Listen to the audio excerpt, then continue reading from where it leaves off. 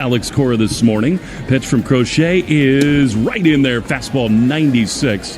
And it is 0-1. Crochet making his 11th start. He's given the Red Sox everything and more that they signed up for. 0-1 is drilled into left field. This thing crushed.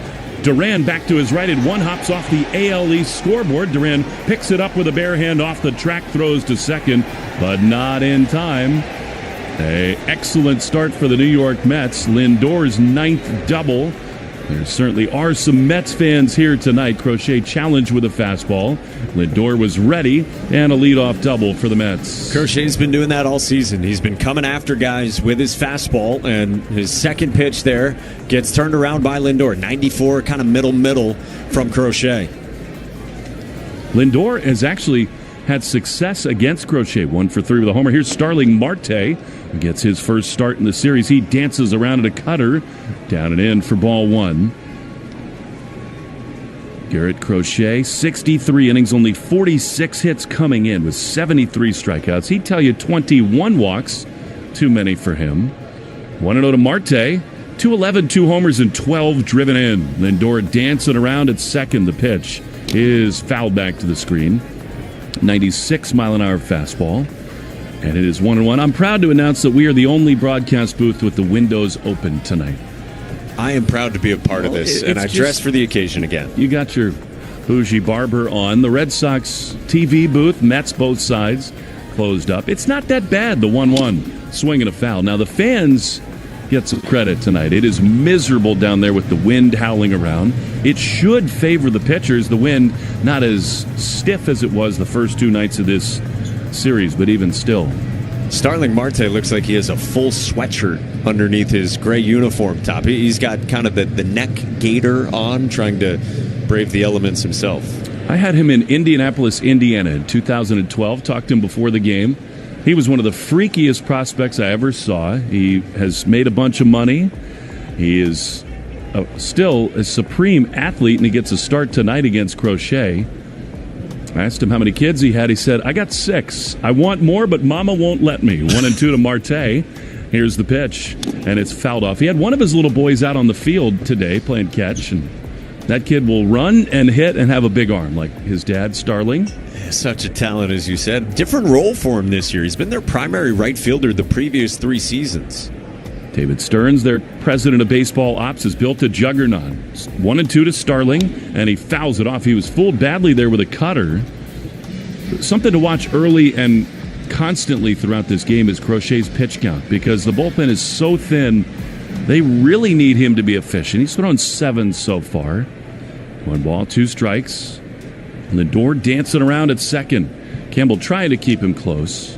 Crochet throws, and a swing and a foul. Sweeper. Marte hangs on. Lindor was right in the middle of everything. We were also focused on Estabrook and Buehler and Alex Cora. Meanwhile, through all of it, Lindor was encouraging Estabrook to throw Buehler out of the game, and then Laz Diaz to get rid of Alex Cora. The 1-2 is fouled back to the screen. As of yet, Crochet didn't have the great swing and miss stuff. It remains 1-2. Yeah, you had Lindor at second base just kind of begging Mike Estabrook to run both Buehler and Cora, and then it turns out they have breakfast this morning. They've known each other for a long, long while. 1-2 to Starling Marte. Soto on deck. The pitch is called a ball. It was low. Little sweeper. It's a different looking lineup tonight for Carlos Mendoza, with Soto down in the 3-hole and Alonso the cleanup hitter. Big pitch coming right here. 2-2 to Marte. Here's the pitch, and it is outside. Cutter. So Crochet not that sharp to start here. A double for Lindor. Looks like he can't really grip the baseball right now. Cold and windy. We've seen this from him before on these chilly nights. 3-2. The pitch is high in the air into shallow left field. The shortstop, Trevor Story, calls everybody off, makes the play. Big pitch there for Crochet. And there's one away. 10-pitch battle there. You had 6 straight foul balls in the middle of that from Starling Marte against Garrett Crochet. And so, yeah, I mean, pitch count is something we're keeping our eyes on throughout the night. So debuts, here is Juan Soto, who's catching a lot of heat in New York these days.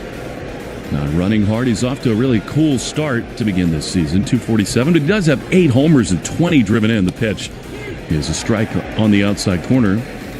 We got going tonight.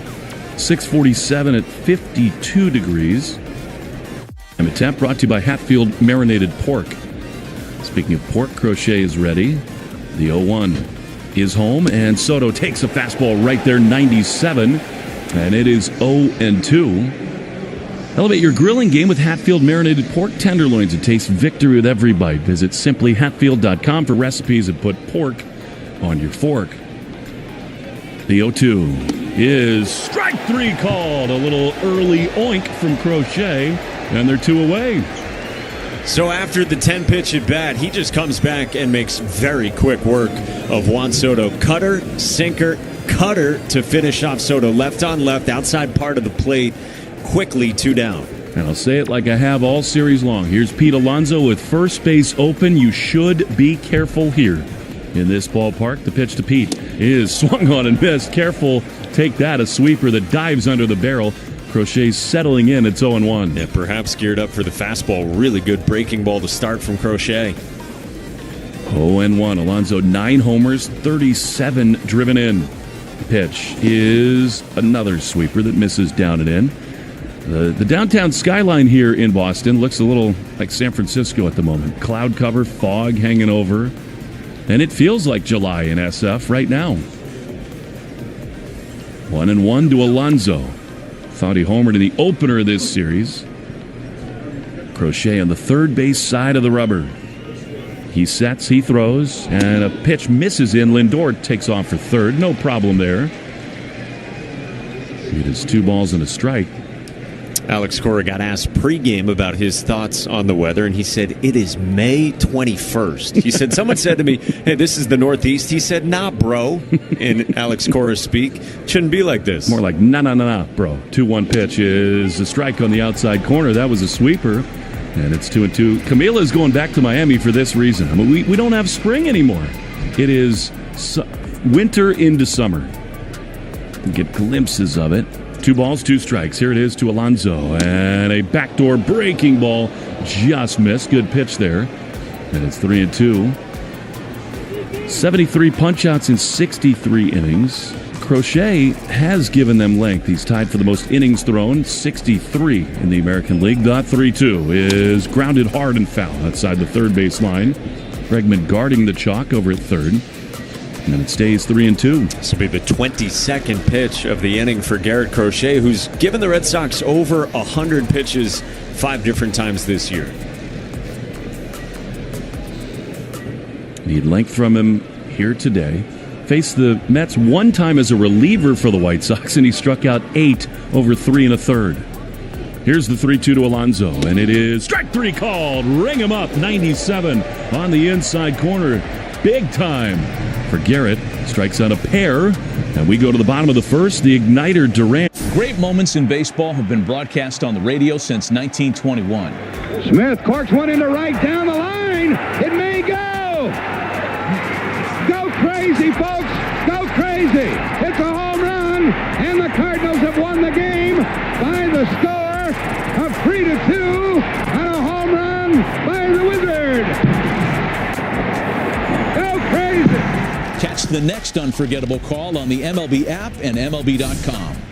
Introducing baseball's all-new national pregame show, MLB Tonight, live at 5. Join Greg, Harold, and Dan and a star-studded roster for a preview of all the night's matchups. Get a first look at the lineups. Everything looks good right now for the Yankees. First take from the players. I'm just excited to put any pair of cleats on. And the first of many breakdowns before the first pitch. A full night of baseball starts at 5. MLB Tonight's national pregame show. Weekdays at 5 Eastern on MLB Network. Take a hack at guessing which baseball player or manager said the following. I really don't know what to say. I'm just so happy I gave something these people cheer. We all did. I mean, it was a great game. Both teams played incredible. It was a great game. That's Mike Piazza after he hit an 8th inning go-ahead home run in the first New York Mets home game after 9/11. Hear moments like this and more on the MLB app and MLB.com.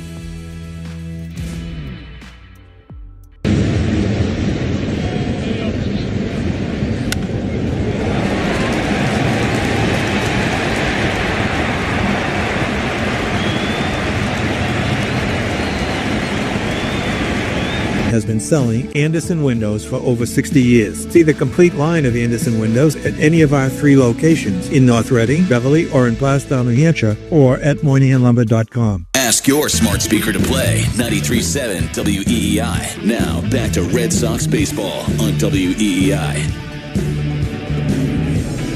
Jarren Duran to lead it off against Tyler McGill, who's got pretty good numbers for the Mets, but really in a little bit of a funk on the mound. This feels like really good matchup for the Red Sox, and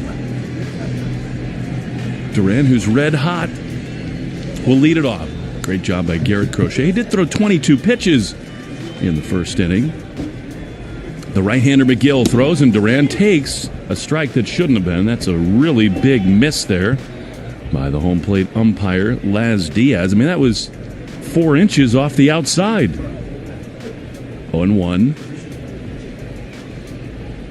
Duran stands deeper than any Red Sox hitter in the box, and he takes a similar pitch, this time a changeup called a ball, and it's 1-1. That tells me you've been poking around the new baseball savant tools. I went down a wormhole yesterday, I have to admit. We're not going to talk about it too much, but it is interesting. 1-1. Here's the pitch, and it is swung on and missed, a fastball, and it's 1-2. They talk about where everybody stands relative to the plate, how close, how far. Alex Bregman stands the closest. Rafi Devers, interestingly, and Christian Campbell stand the furthest away from the plate. But Duran, I mean, you can't be any further back in the box. His left foot is on the chalk. 1-2 to JD. 3 homers, 28 driven in. The pitch is way outside. Even Laz Diaz can't call it a strike, and it's 2-2. He is known to be a pitcher-friendly umpire. It's an east-west real big zone. No score, bottom 1. Red Sox trying to sweep the New York Mets. 2-2, the pitch is low.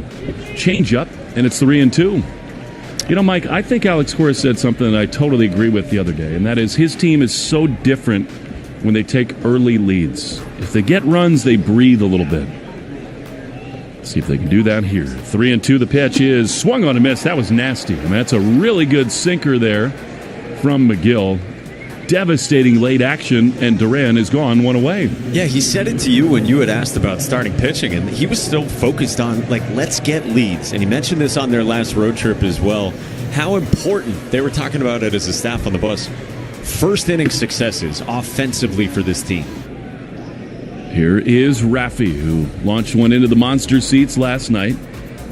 His 10th homer here. He drives one high into center field. It'll hang up, though, for Tyrone Taylor.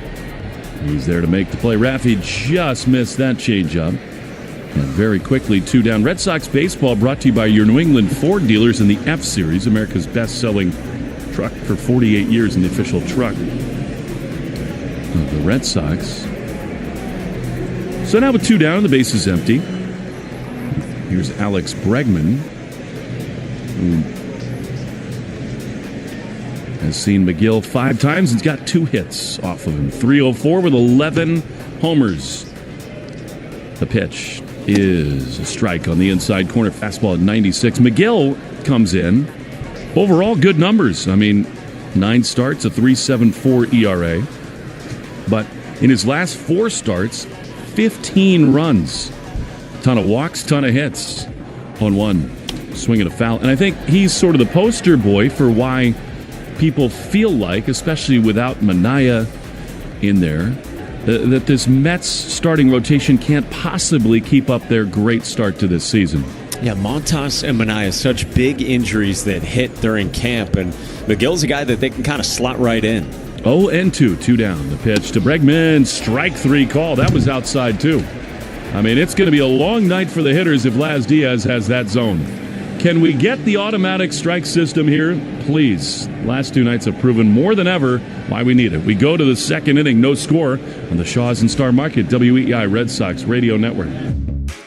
It's a great night for baseball. This matchup features some of the best talent in the game. A lot of power, a lot of marquee names. Here we go. Buckle up, folks. There's a guy who wants to be in the spotlight. The bats have come alive. A showstopper. We're just playing Powerball. This place doesn't know what hit him. These teams are entertaining, are they not? The show continues. Experience game-to-game coverage of the night's biggest moments, live and commercial-free. MLB Network Strike Zone, Wednesday and Friday nights all season.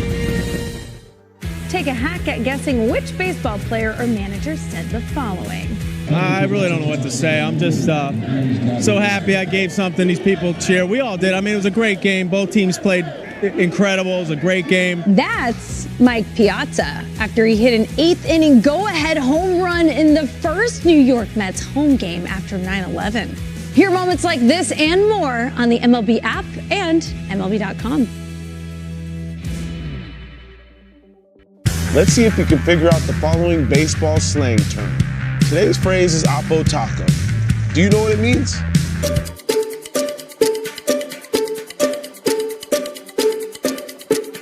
Oppo Taco, a home run hit to the opposite field. Austin Hayes with an Oppo Taco. His 13th, and it's a one-run game. Expand your vocabulary by listening to every game on the MLB app and MLB.com. Great moments in baseball have been broadcast on the radio since 1921. Smith corks one into right down the line. It may go. Go crazy, folks. Go crazy. It's a home run, and the Cardinals have won the game by the score of 3-2 on a home run by the Wizard. Go crazy. Catch the next unforgettable call on the MLB app and MLB.com. This is a meeting of the minds here tonight in the Red Sox broadcast. Will and Mike. We got Will Middlebrooks here, fresh off his appearance at the Sports Emmys in New York. Joe Castiglione is up top, sitting next to Doug Lane. The pitch to Vientos, right-handed hitter, pop foul on the first base side. This feels more like late February than it does late May. Dark gray clouds, but we got everybody in the booth tonight, Mike. 0-1 pitch, fouled off.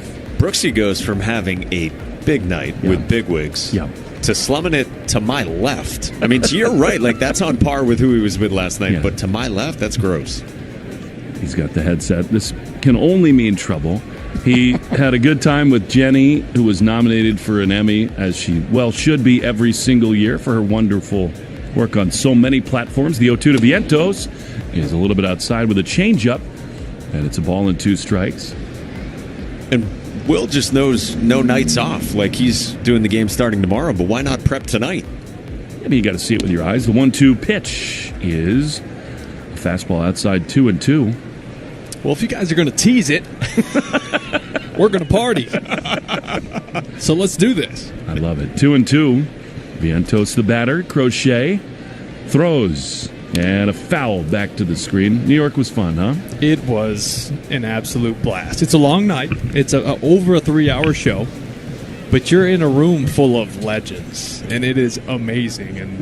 And, Jenny was honored just to be even a part of that group. Tracy Wolfson won it in that category. But, she's been doing this for a long time. And that's a role model for Jenny. So it was pretty special. Both of them so good at what they do. The 2-2 pitch is inside with a cut fastball. And the count is full. Does it annoy you how good your wife is at her job? She's good at everything. So that's kind of annoying. But, it's... Here's the pitch. Misses inside, so Crochet walks Vientos, and this is not the start the Red Sox wanted from Crochet. He threw 22 pitches in the first inning, and now a 7-pitch walk to Vientos. And I'd be lying to tell you if I didn't have the phone on my knee following the game during the Emmys last night, because I'm a lot of a psychopath when it comes to this stuff. So I was following along. I did see where the ejection happened, obviously. Hoping to carry it forward. Here's Luis Torrens and Crochet. For whatever reason, again, we got one of these starts where he's fired up. They need him big time. He is not, by his standards at least, very sharp at all. 30 pitches and just 3 outs so far. 1-0. The pitch is outside. I mean, that's a fastball that missed badly. And in a big zone from Laz Diaz that goes east to west. That was a closer pitch than some that were called strikes. That should have been given all the way. 2-0. Crochet to Terens, 253 with a homer and 11 driven in. The pitch. That has to be a strike. It is a cutter on the back door, and it's 2-1. A lot of day baseball today. We'll get caught up on that as we go through the game of the Subaru of New England scoreboard, the 25 Forester Hybrid. A little love goes a long way. 2-1. Pitch. High drive deep into left center field. This thing is crushed. It's back at the wall and it's off the green. Cedon plays the carom beautifully. Throw goes to second, but a slide in for Luis Terens. On a normal night without the temperature and the wind, that thing is way out of here. But it's a wall ball double, and the Mets have him at second and third with nobody out. He took a fastball down and in, and Luis Terens just pounded that thing. 105 miles an hour off his bat, and it looked like it was going to carry on a game just a week ago. That probably is out of here to left center. So now Tyrone Taylor, who's looked really good in this series, bats with second and third and nobody out. A walk, a double, Crochet throws, and a pop-up on the infield just with the Campbell back of the second base bag. He's there. What a huge pitch that is. There's one away. Massive. Just to get a first pitch out like that, pitch up in the zone, a cutter at 94. That's where Crochet wants it.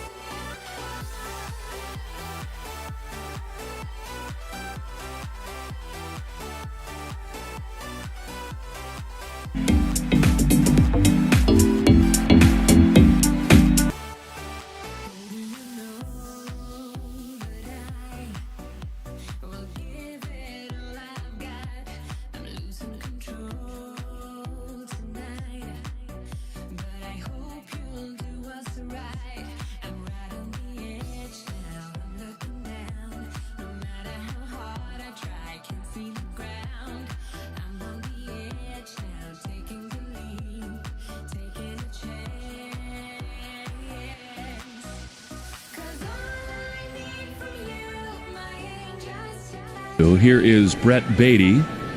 Now this becomes the key hitter of this inning because you got Lindor, who's had success against Crochet on deck. What an escape act this would be. 2 down, second and third. Crochet delivers, and a fastball right there, 97, bottom of the zone. And its own one. Grilling season in full swing. Boneless chicken now on sale. Shaw's and Star Market. Value pack, all natural boneless chicken breast or thighs, $2.47 a pound. The 0-1 is ripped up the middle into center field. That's a base hit, and the Mets score 1. Cedon comes up throwing the throw home. Hey, got him! They tag out Terens. What a cannon for Cedon Rafaela to limit the damage. It's an RBI hit by Beatty. The Mets lead 1-0, but a howitzer from center from Cedon. We go to the bottom of the second inning. Abreu, Campbell, and Sogard on the Shaw's and Star Market. WEEI Red Sox Radio Network.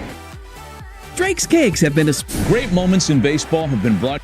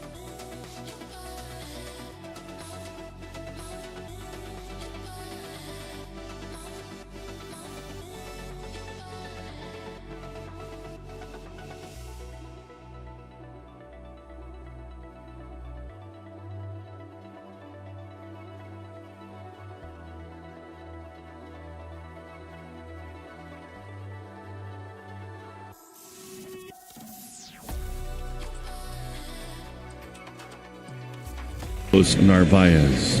Wilyer Abreu will lead it off here.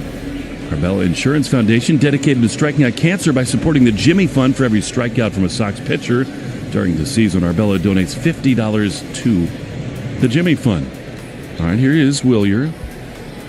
264, 11 homers, 27 driven in. Some loud contact, not a lot of results so far in this series. He takes a fastball right there, middle of the zone, and it's 0-1.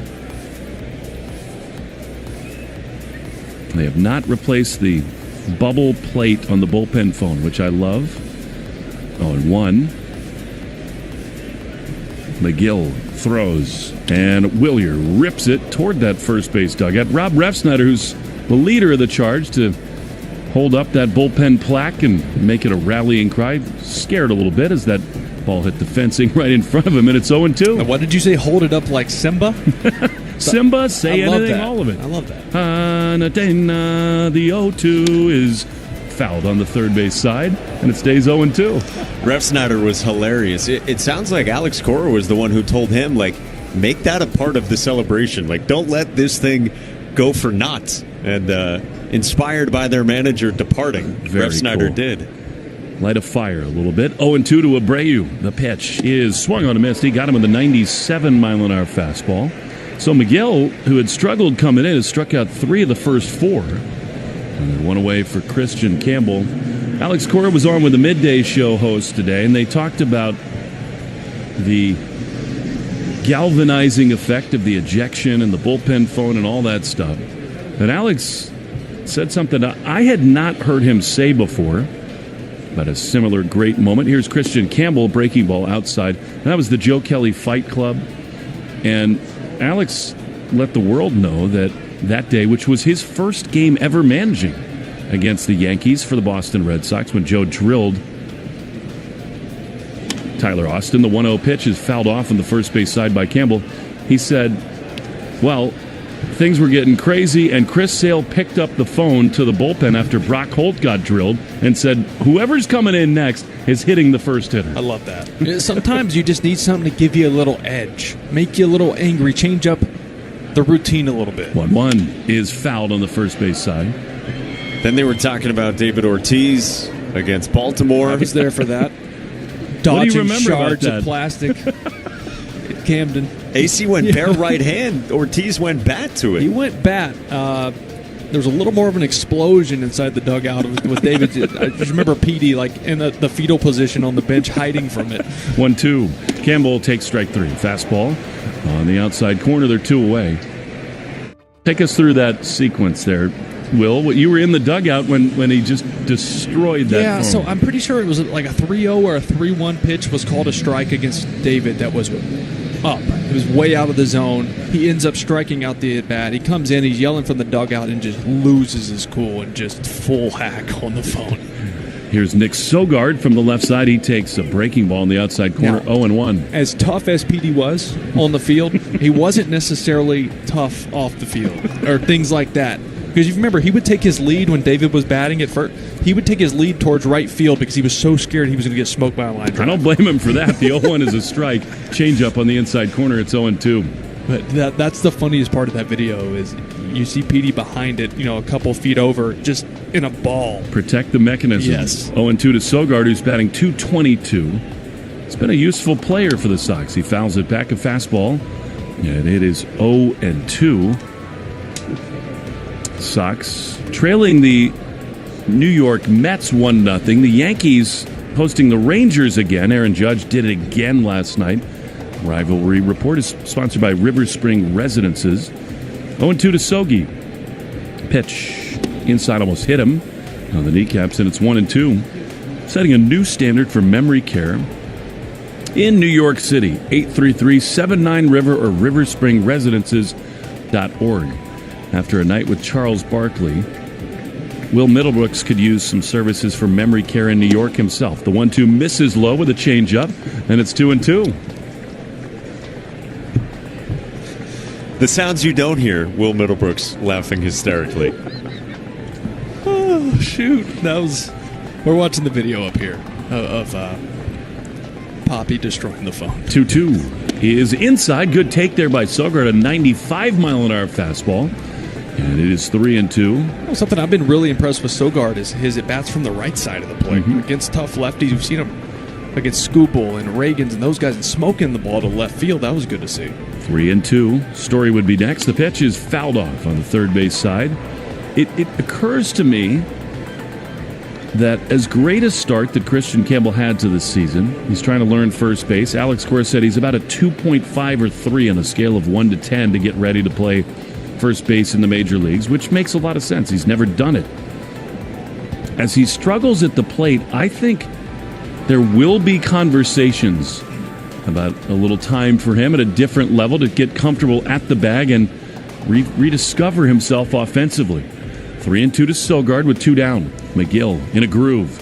He winds, he throws, and a drive down the right field line. This thing is crushed. It's going to bounce off the track and out of play for an automatic double. Sogard, the spark plug.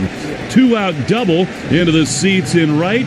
What do you know? Mets fans fighting over a baseball, and the Red Sox have a rally with 2 down in the second.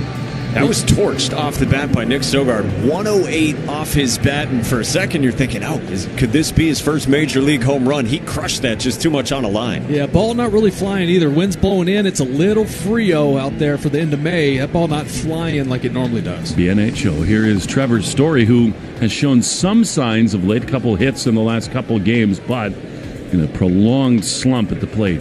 And it's second with 2 down. The pitch is outside. You're close with Trevor. He's worked a lot with a number of different hitting experts. Where do you think he is right now? He's just trying to find comfort right now. I've been in this spot where you just feel like everything you do is wrong. It's a tough place to be in at the big league level. 1-0 to Trevor. The pitch is swung on a miss. I mean, that swing right there is just emblematic of it. He badly fooled by a slider, and it's 1-1. Yeah, that's when. Okay, so to make it as simple as possible, when you feel like you can't catch up to the fastball, that's when you see swings like that. Because in your mind, you're saying, okay, McGill is very aggressive with the fastball. Even with 2 strikes, he's using it a ton. I'm going to gear up for this fastball in arm side, and then it breaks off. 1-1. Sogard at second. The pitch is high with a fastball. 2-1. Trevor is the 7th batter of this ball game, which is brought to you by Jeffrey Glassman Injury Lawyers, Boston's go-to injury attorney for over 30 years. Hurt in a car or work accident, get Glassman. 2-1. The pitch is chopped to third. Beatty's been really good in this series. Plays the short hop, throws to first in time, and the inning is over. Sogard doubles, but that's it for the Red Sox. 1-0 after 2. Take a hack at guessing which baseball player or manager said the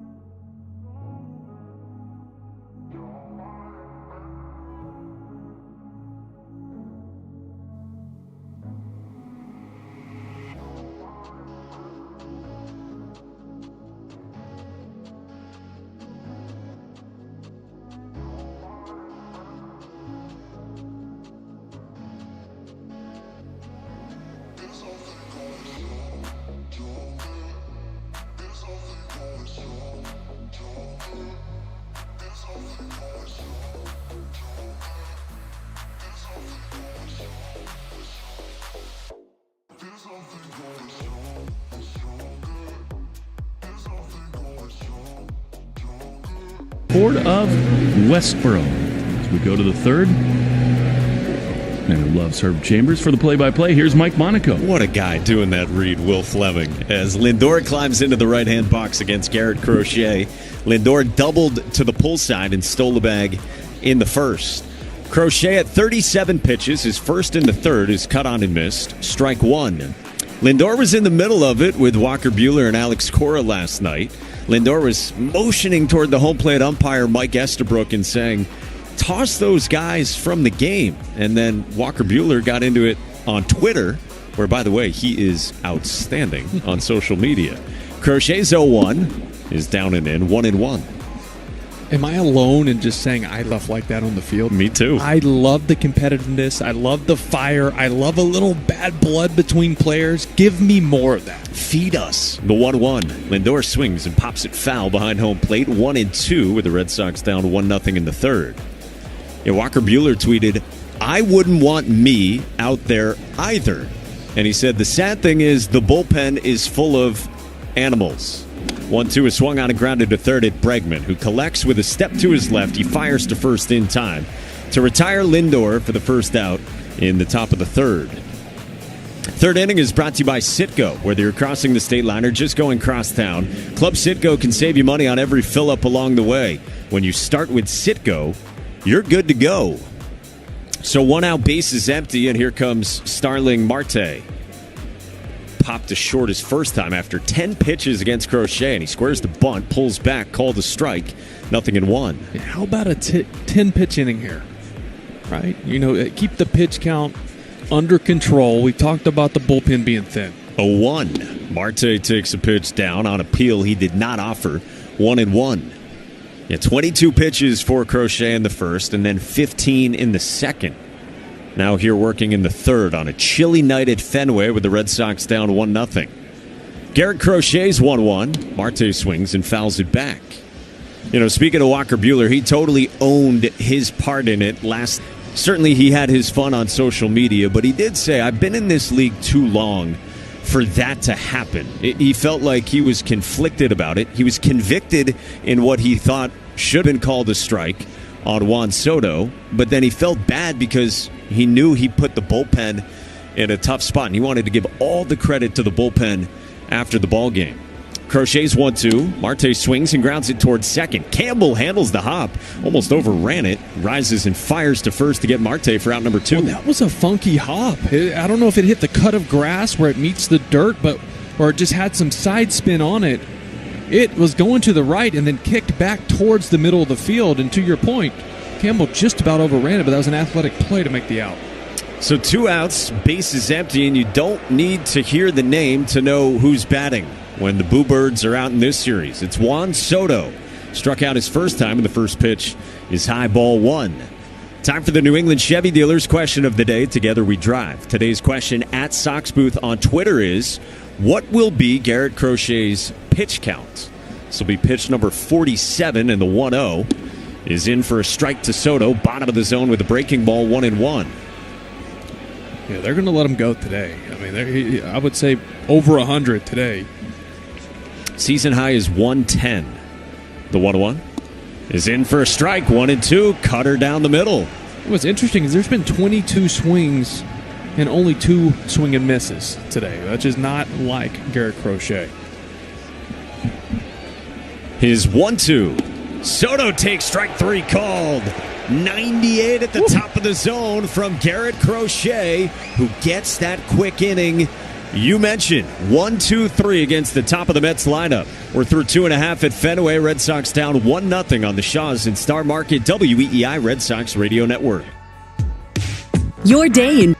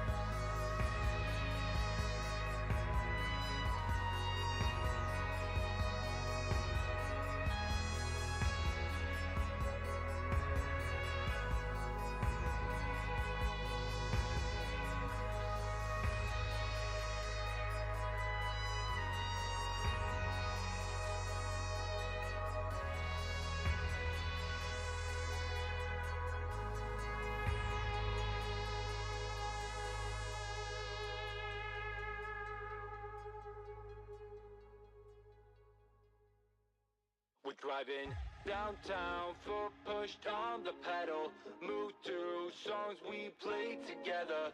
Feel like we're on holiday. I got a feeling it's a good day. We're driving downtown, foot pushed on the pedal. I just love this stuff, man. You can't keep me away from it. If I'm here, I'm coming in the booth. We're going to have some fun. You said earlier a self-described psychopath because you're just all in on ball. I love it. I can't help it. Same. Most of the time, it's a good thing. Yep. Most of the time. Sometimes problematic for us. Here's Carlos Narvaez against Tyler McGill in the first pitch.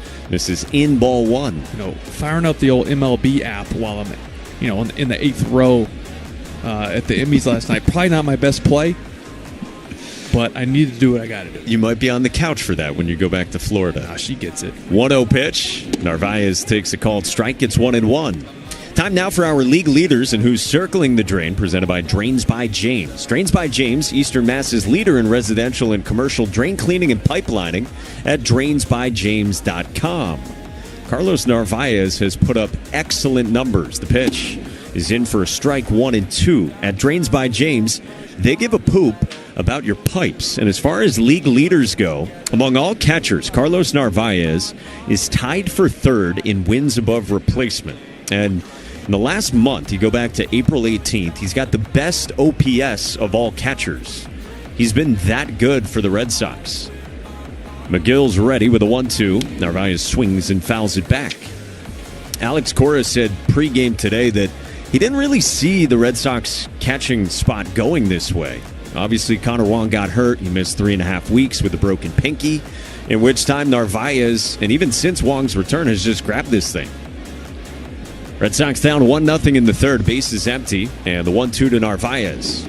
He takes down 2-2. So the offense that has come with him is great. That's the cherry on top. I just wanted him to be a good defender, all right, and control the pitching staff, block pitches, frame pitches. He's done that. He leads all major league catchers with 8 defensive runs saved right now.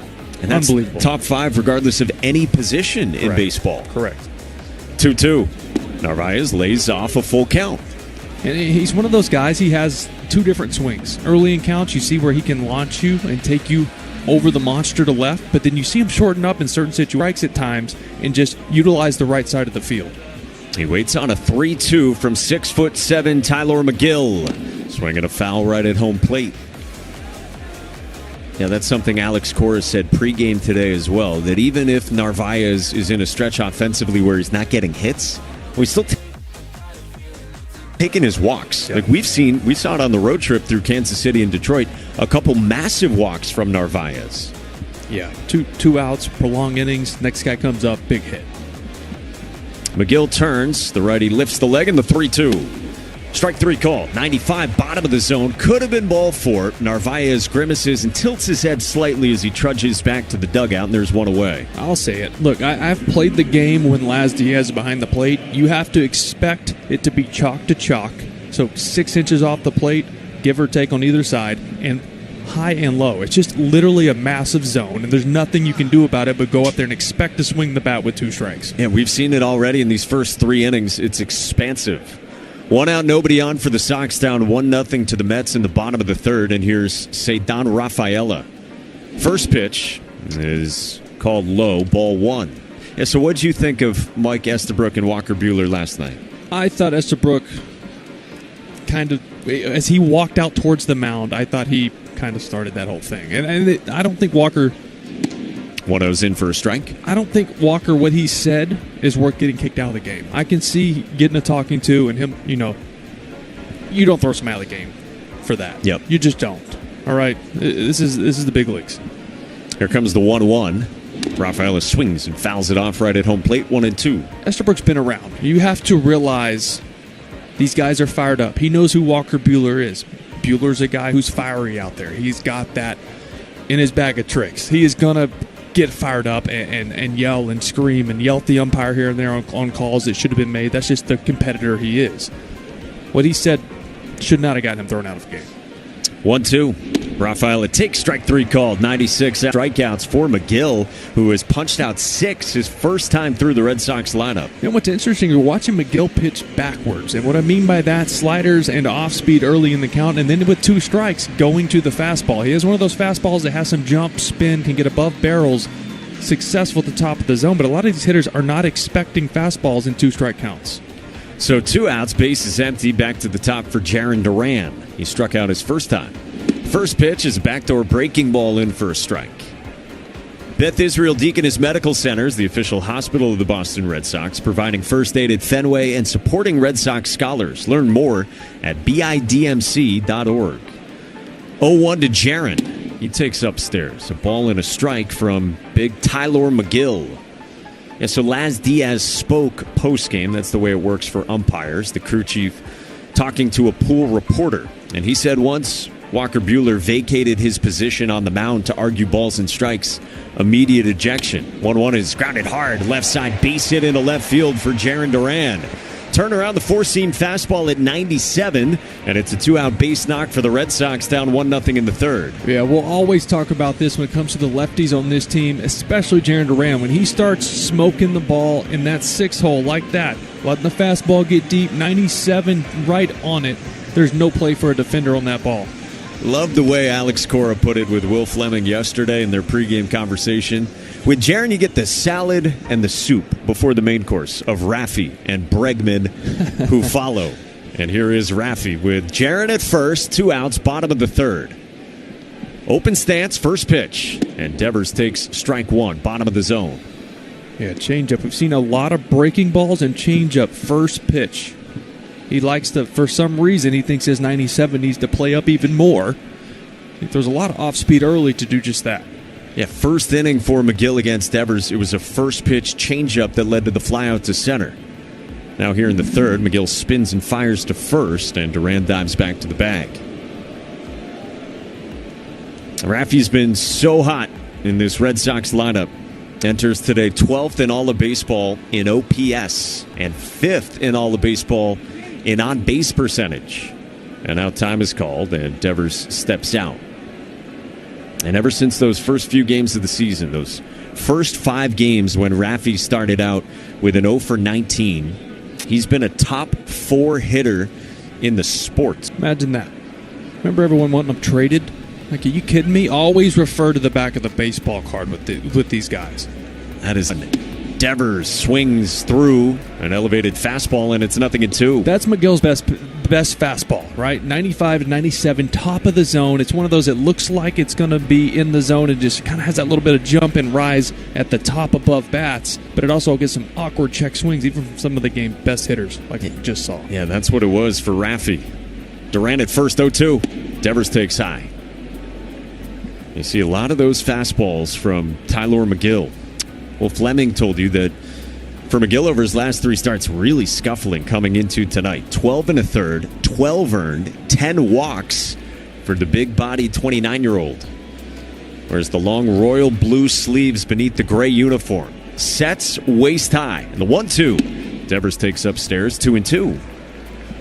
What's nice for Raffy, too, when Jarren gets on, he knows he's going to see a lot more fastball. Now, pitchers like to attack him with fastballs anyways because he clobbers off speed. But even more so does he know he's getting some fastballs away when Jarren has the opportunity to steal second base. After that early changeup, 3 straight fastballs. 2-2, and Devers takes down. That was a changeup that missed. Scraped the dirt, and it's a full count on Raffy. Red Sox down 1-0 to the Mets in the bottom of the third. Couple strikeouts from the Mets starter Tyler McGill to begin this inning. And then Jarren Duran went the opposite way with a single. And now 3-2 on Raffy.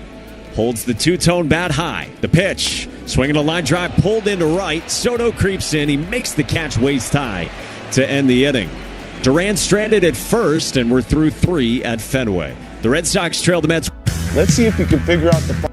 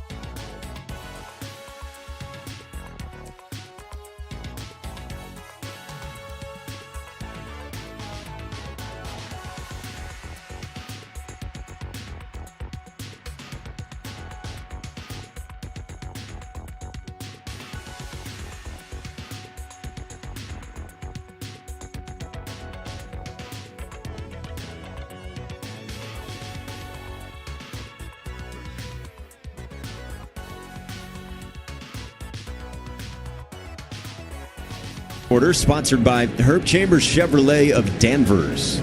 Pete Alonso leads off against Garrett Crochet, who had a much-needed 12-pitch inning that Will Middlebrooks was just begging for in the third. Need another one. And here is Crochet, who winds and deals and pumps in ball one up and away to Alonso. Yeah, the cutter and the sweeper just not really finishing those pitches, and I think the temperature, the dryness in the air has a little bit to do with the lack of grip on that baseball. Garrett's 1-0 is up and in. 2-0. What would you do playing, let's say, third base on a cold day to just try to stay warm, keep the hands ready? Well, I would put pine tar on my glove. Let's be honest. 2-0. Alonso swings and lines one past Story at short in the left field, a base hit. And Pete Alonso's got a leadoff single for the Mets here in the fourth inning. Yeah, so they don't check us, right? They don't care about us throwing the ball to first base, second base. They don't care. So I would have, a little bit. Pedroia would do it too. A lot of guys, infielders, would have built-up stickiness on the outside of their glove to just put their hands on and get a little bit of grip to throw the ball across the infield at times. You need it on a cold night like tonight. Here's Mark Vientos in the right-hand box. Crochet's first pitch is in for strike one, 97, bottom of the zone. Now you really can't, infielders probably can't even do it, because if for any reason it ends up on the baseball, you can get your guy thrown out of the game and fine. So got to be careful with that. And we don't want any more ejections. No, please. 0-1. Vientos swings and went around on a good changeup down, 0-2. Like everything else, the pitchers just went too far. They screwed it up. I mean, I think the game is better when you have a little bit of stuff to help you grip the baseball. Tell me about it. Guys throwing 100, I'm going to hit in the neck. Yes. Crochet comes set. His 0-2. Swinging a bouncer back toward the mound. Crochet handles. He fires to second to get the lead runner, Alonso. And the force there. It's the only out the Red Sox get on a slow comebacker, and there's one away. That's an awesome play, Mike. I mean, slow chopper, he was so calm. I thought his only play would be at first. He said, nope, I'm going to take my time and just throw a strike to second. Veteran play, right? So you see that so many times. Guys rush, they panic, throw it into left center, and a run scores. So that was great by Crochet to keep his feet underneath him, stay slow, and make sure to just get that one out. Handled very nicely by Crochet with the Red Sox down 1-0 in the fourth, and Vientos now at first for Luis Torrens. Fourth inning is brought to you by Cars for Kids, the easiest way to get rid of your old car. Donate today and your car can be picked up tomorrow. Donate now at carsforkids.com. First pitch, and Torrens takes up and away ball one at 97. By the way, I want to say I love hanging out with you guys and talking baseball. But two of you guys with perfect radio voices, and then me. I would say one. I would say two, and then a kid from East Texas. 1-0. That's a strike, 1-1. I've never sounded worse in my life than talking and speaking, between you guys. What in the world do you mean, man? Come on now, throw a strike in there. Hum, babe. I just turned into Kevin Millar somehow. Promptly. The 1-1. Torrens takes a strike. Top of the zone, 97, 1-2. 1-5's probably out on his ranch somewhere. 1-5 ranch. I'd like to be there right now. I mean, I'm happy to be here, but he's got to be the first kid ever from L.A. to just turn into a cowboy. He's not Texan, but he is at the same time. He fits it so well. 1-2. Torrens swings and fouls it back. What a beautiful human being. We had fun with him last year in Texas. Fun. He's so fun. He loves the game. He knows the game. He loves this organization, so he's always around here. But just continues to give back to the game. And obviously here with the Red Sox, it's always fun to have him around. 1 out, 1 on, fourth inning. Crochet's 1-2. Swing and a miss, strike 3.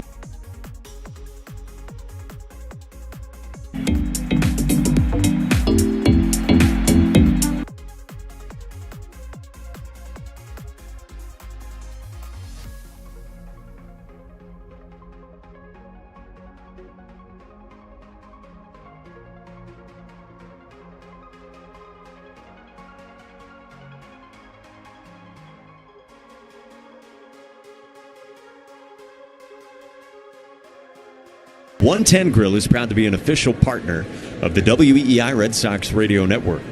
Taylor popped the second his first time, the 0-1. Swinging a pop-up onto the shallow right center outfield grass. Campbell backs up from second. He calls for it. He moves to his right and makes the catch. And the inning's over. Another quick one for Garrett Crochet with some rain coming down at Fenway Park. in the middle of the fourth. Red Sox down 1-0 to the Mets on the Shaw's and Star Market, WEEI. Great moments in baseball have been broadcast on the radio since 1920.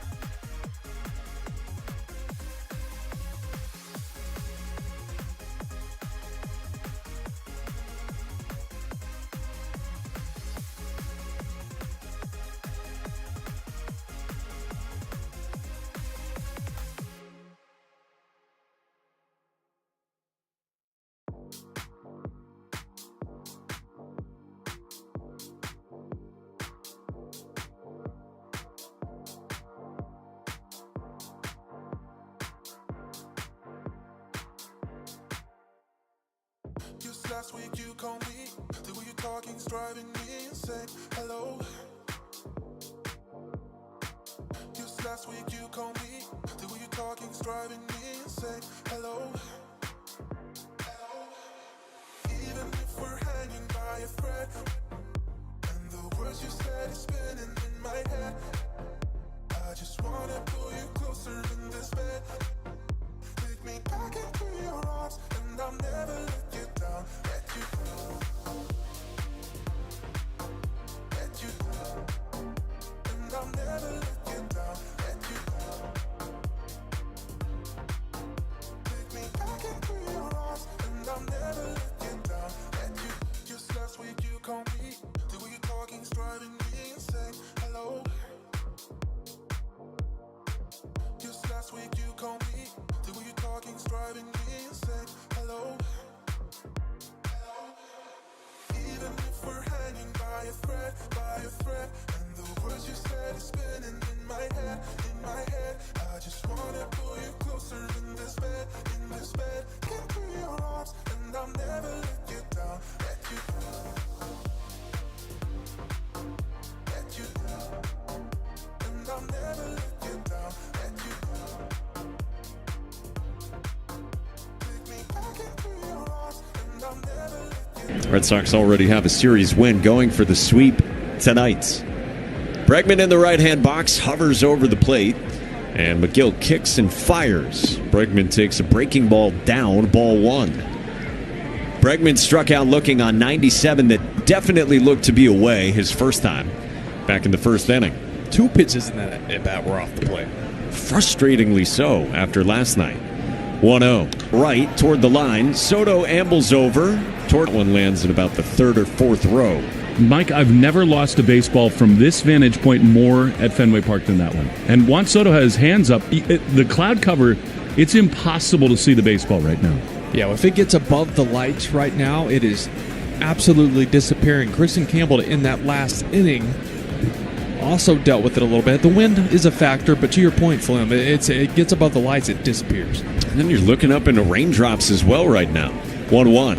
Bregman swings and misses on a good breaking ball, 1-2. But we have the window open because it's New England, it's May, and we're doing it. Yeah. Tough. It's like a tagline. That's a Middlebrooks tagline right there. Red Sox down to 1-0, bottom of the fourth. Bregman leading off. Tyler McGill peers in. He kicks and deals a 1-2. Bregman swings and misses and strikes out on a sinker at the bottom of the zone, and that's 7 strikeouts for McGill. He's been heavy on the fastball with 2 strikes. He loves that. So many hitters go up there, and with 2 strikes, you're just assuming to get something nasty moving out of the zone. But he's a pretty steady mix of 4-seamers up, 2-seamers down with 2 strikes to this point. So 1 out, bases empty, and it brings up Wilyer Abreu. He struck out swinging on 97 his first time. First pitch. Abreu swings and misses over a good changeup. It's 4th inning bell brought to you by Russell Hackman and the team at Hackman Wealth Partners, Boston's premier retirement planning specialist. Request your appointment today or learn more at hackmanwealth.com. 0-1. Abreu takes outside. Middlebrooks just thought it was time to get chow. Y'all come and get it. If you could get in the ring with one person, Will, who would it be? In the ring? Yeah. But you, probably. I wanted to win. But that's a layup. TKO. 1-1. You were setting me up for failure there, because anybody I said that wasn't in here, I would have been taking a shot at. You, I know, can take it, and you're right here. Diaz, maybe? Yeah. After last night, maybe Mike Estabrook. Mike Estabrook down the third base line, gloves on tonight on a chilly night. 1 out, base is empty. Red Sox down 1. The pitch is inside. 2-2 on Willier. I was ready for the belt tonight as well. Yesterday, I was sorting through papers. Yeah. Nerve-wracking. It'll get you. Joe's getting better at That's exactly what it sounded like. 2-2. Abreu swings and misses and strikes out. 96 middle. But Tyler McGill pumps it by Abreu, and that is 8 strikeouts for McGill. I need to find how many 2-strike fastballs McGill has thrown, because he is filling it up with 2 strikes. He does not go for the waste pitch that a lot of pitchers like to go to. 1-2, 0-2. He is just challenging hitters, and hitters are not ready for it. I love it.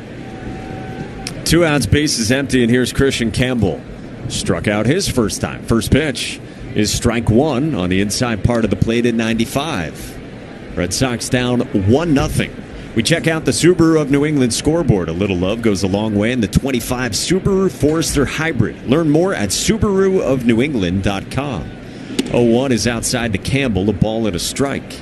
Yankees up 1-0 on the Rangers in the 3rd inning in the Bronx. Blue Jays are at home against the Padres, and they're scoreless through 3.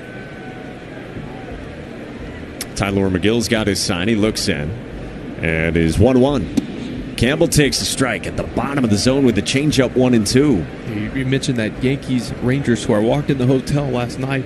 Bruce Bochy, Chris Young, sitting at the bar. They're staying at the same hotel as us, sitting at the bar with Charles Barkley, and I'm thinking, this is going to be a fun one. I thought I was going to bed, but I'm going to hang out with these guys. So we have to talk to Boch. Told him to put it on the Yankees for us. 1-2. Swinging a line drive foul, first base seats. You are legally obligated to stay awake when it's a crew like that. Oh my gosh, what the most random group of human beings, right? Bruce Bochy, GM Chris Young, and Sir Charles Barkley. Let me try out my Charles on you, okay? Oh, come on, Kenny, that guy's a knucklehead. Any good? What do you think? Really good. Okay, thank you. Terrible, knucklehead, terrible. Something like that. I bet he is wildly entertaining. He is. He's great. And he was buying drinks for everybody. Everybody, Kenny.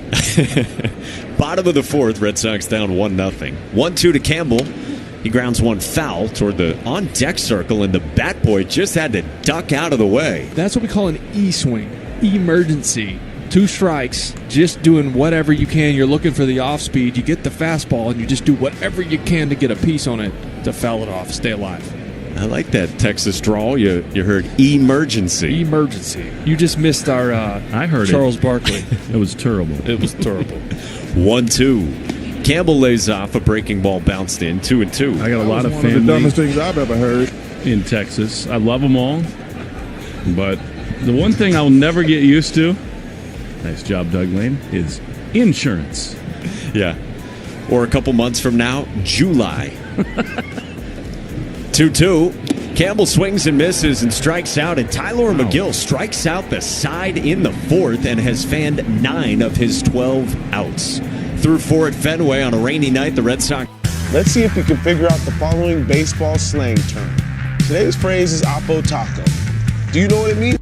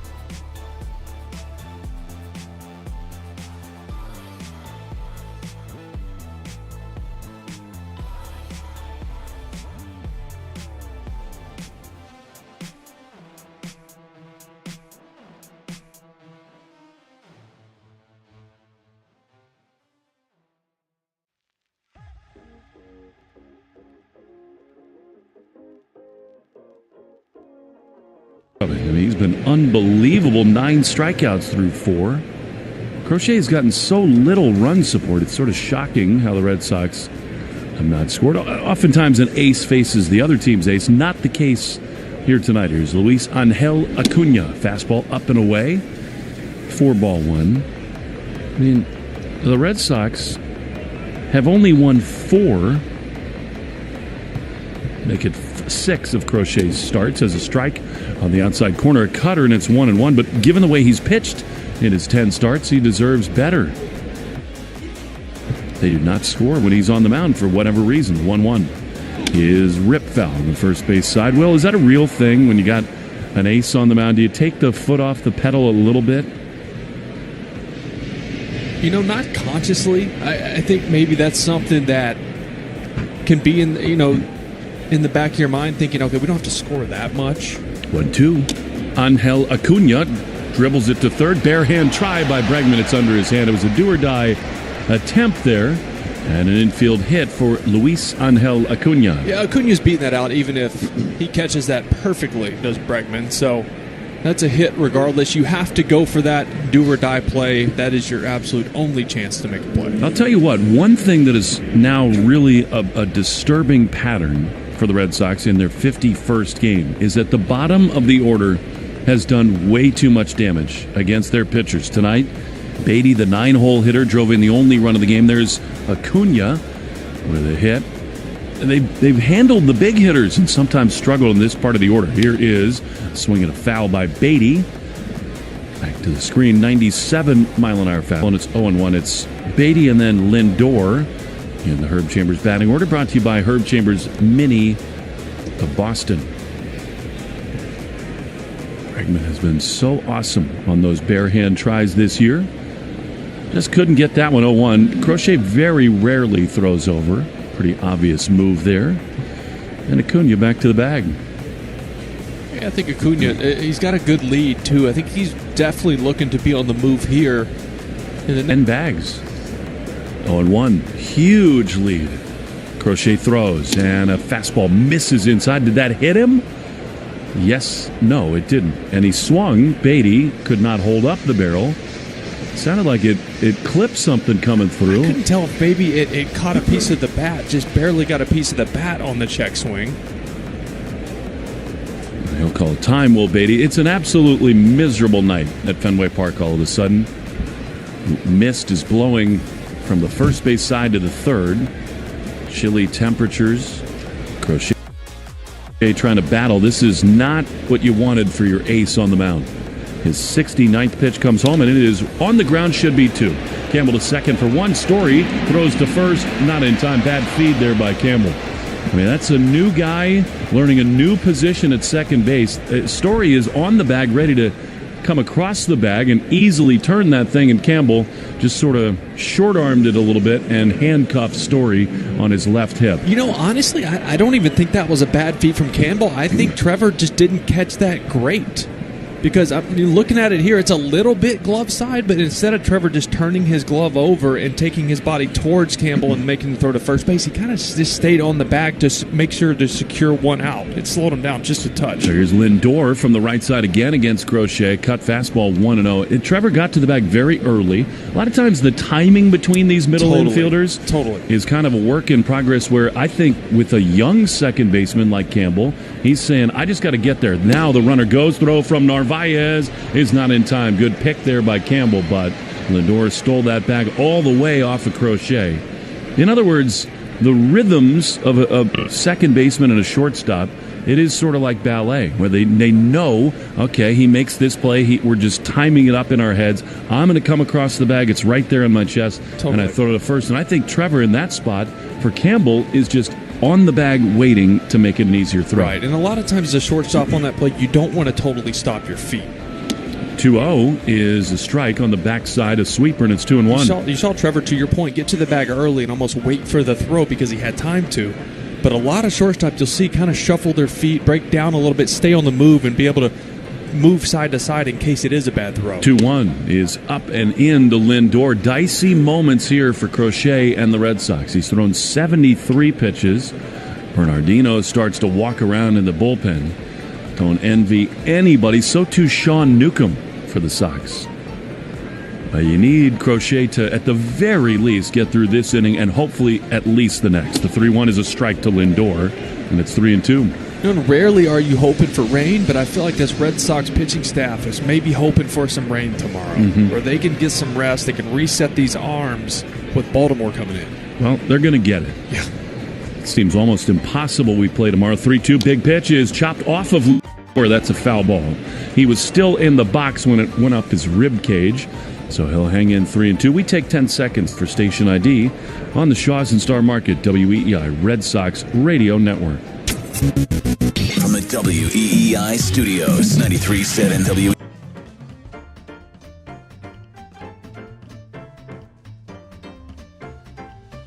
Monaco and Will Middlebrooks in the booth here. 1-0. Liam Hendricks is warming. That is a shocker.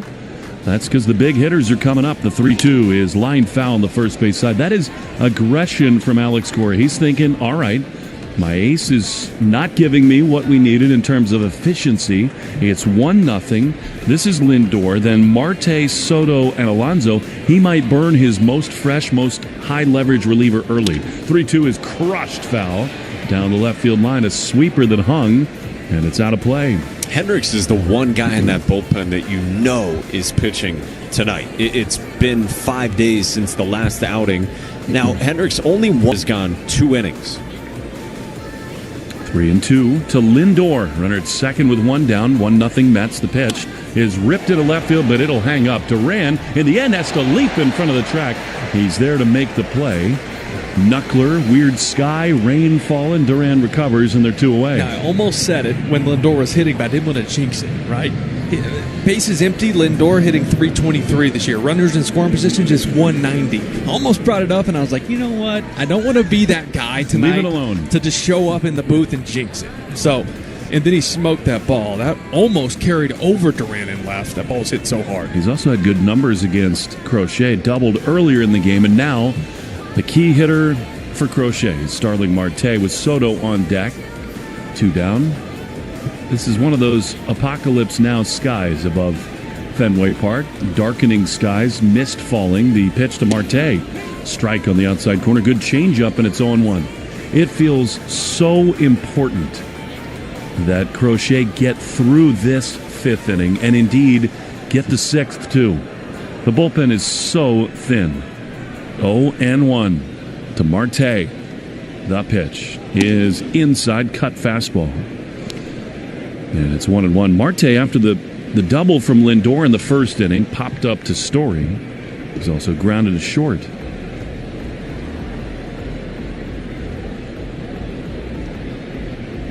One pitch is fouled off on the first base side. Marte does have the full hoodie on, and now he's added a neck warmer too. Guy grew up in the Dominican Republic, is not that happy with the cool mist here at Fenway Park. See if Crochet can battle out of this jam.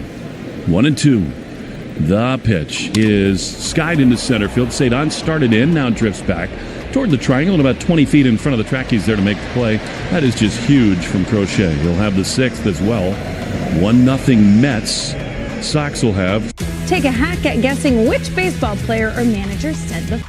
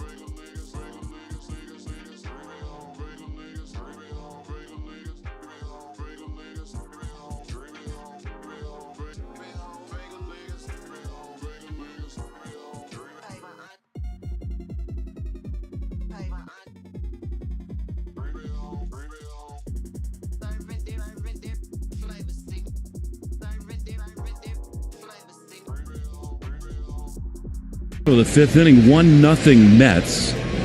Sogard really has been an impressive player for the Red Sox since coming up for the first time last year. He just seems totally unawed by the big stage. He's got a double to right field, one of the Red Sox 2 hits. He's been so totally solid at first base. Let's see if he can spark a rally here in the bottom of the fifth. Tyler McGill has been awesome. His 68th pitch is a strike. Fastball in the outside corner, 0-1. McGill has only allowed 2 hits, 9 strikeouts.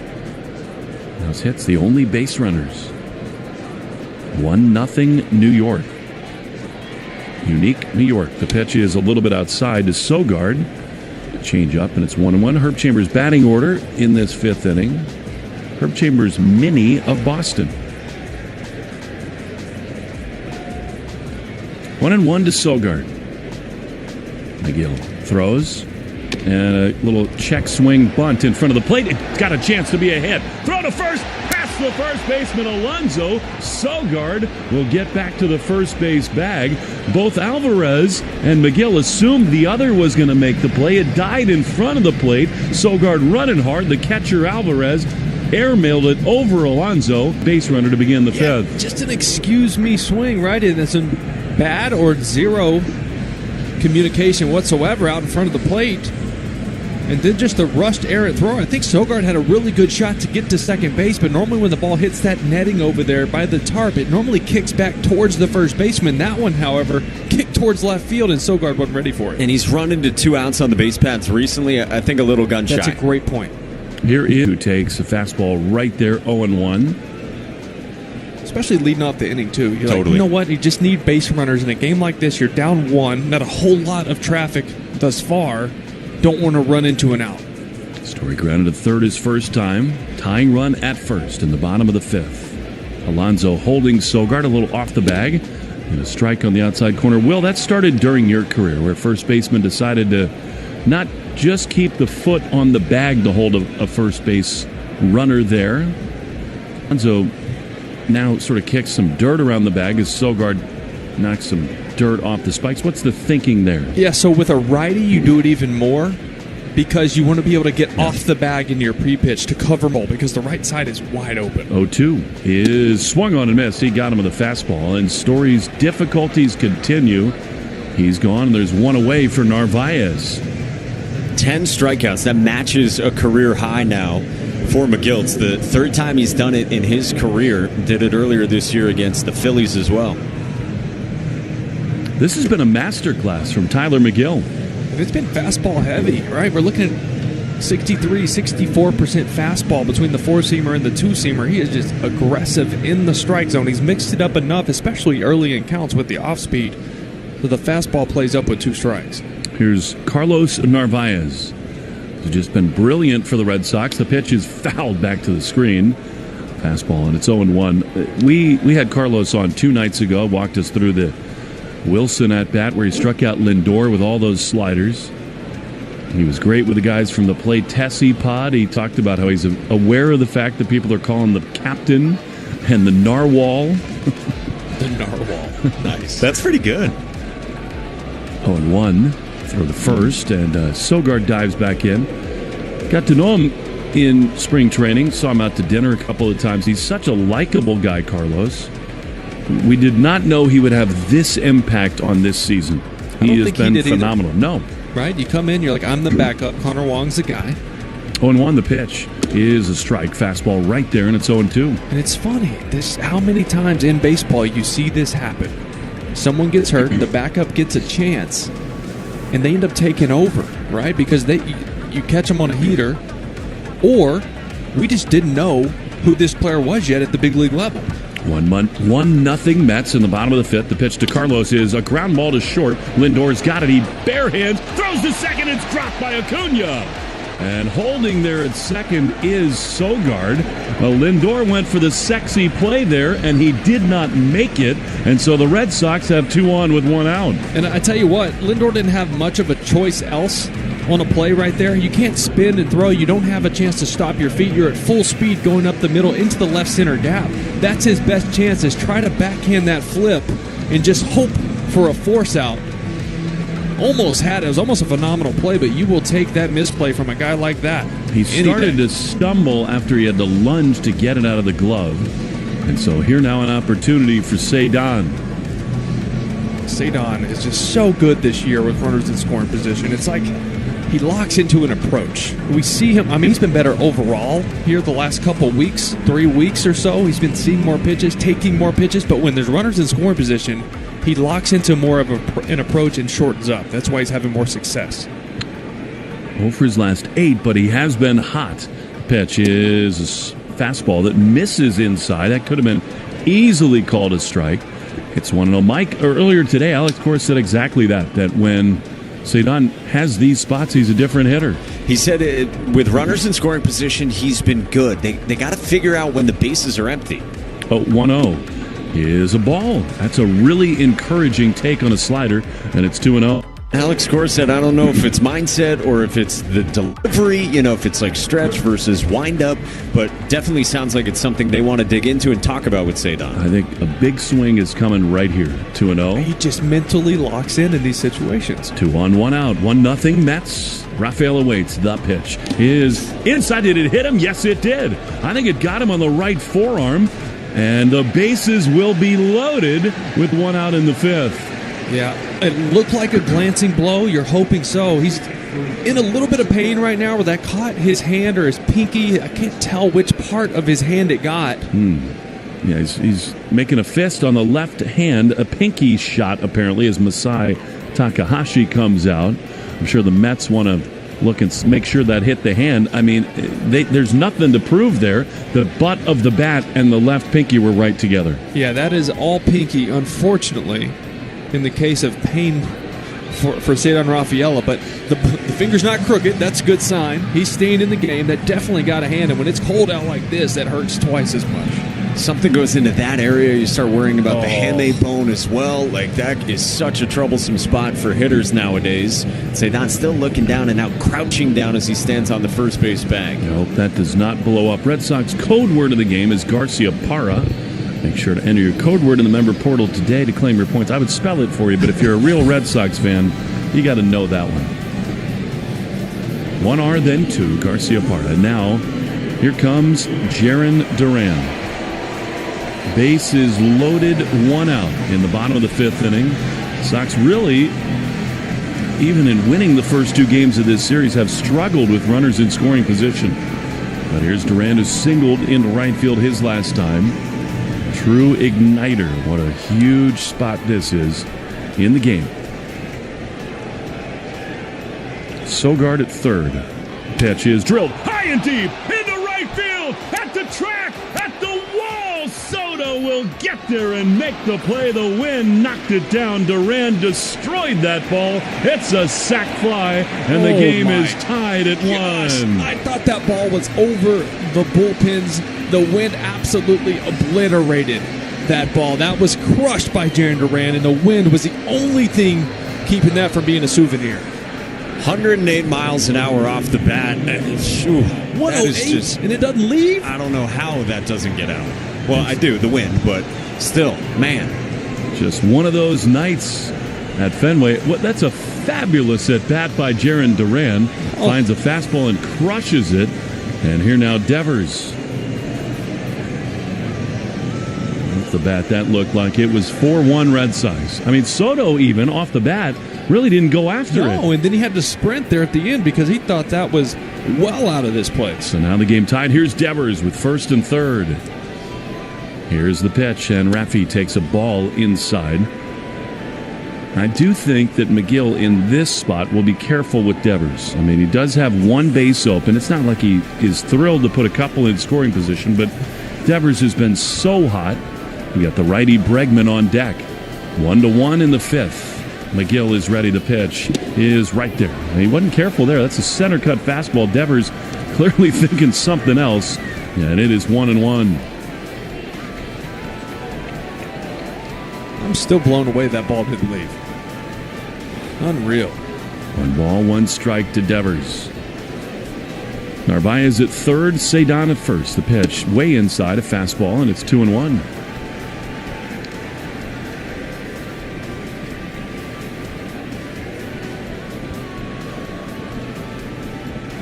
1-1. Red Sox hottest hitter, their designated hitter, is at the plate right now. First and third, 2 down. 2-1. The pitch is in the dirt. Hands to the backstop, but Carlos started home, then stopped. Rafaela is up to second. Francisco Alvarez got a piece of it with the glove. It bounced just over his shoulder. That's actually a great read by Narvaez. He thought about coming home. It didn't skip too far home. Luis Torrens, the catcher, got glove on it. Cedon goes to second, and Narvaez back to third. So the toughest read for a base runner at third base is that one. The one that goes towards the on-deck circle on the first base side, because it's right in line. You don't have good depth perception on it. You can't tell how far it is away. That was a good read by Narvaez. 3-1 to Devers is outside ball 4, and so now the bases are loaded for Alex Bregman. Well, Will, you had said it going in. You can be careful with Devers in that spot, and you probably should be if you're McGill. And now the bullpen's going to have to deal with Alex Bregman. So Carlos Mendoza is onto the field. He's going to take McGill out. This game changed in the blink of an eye. A near grand slam. Instead, the bases loaded for Bregman. Mendoza goes to the bullpen. Tied at 1. Bottom 5 at Fenway. In the Shaw's and Star Market, WEEI Red Sox Radio Network. This call to the bullpen gives you a chance to check out all the great Ford SUV offers.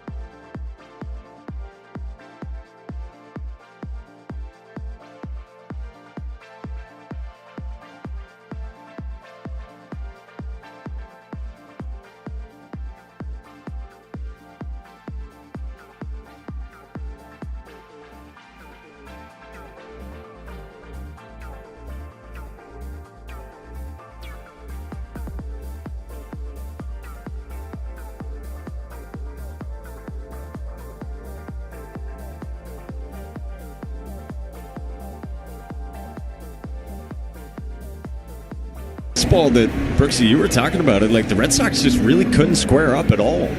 Oh, and he pitched backwards, which you really don't see guys with that type of stuff. He was good tonight. Here's Bregman, who looks totally up for it. The pitch is a fastball on the inside corner, strike 1. Bregman has been pretty honest about this. He thinks he needs to deliver more in this kind of spot.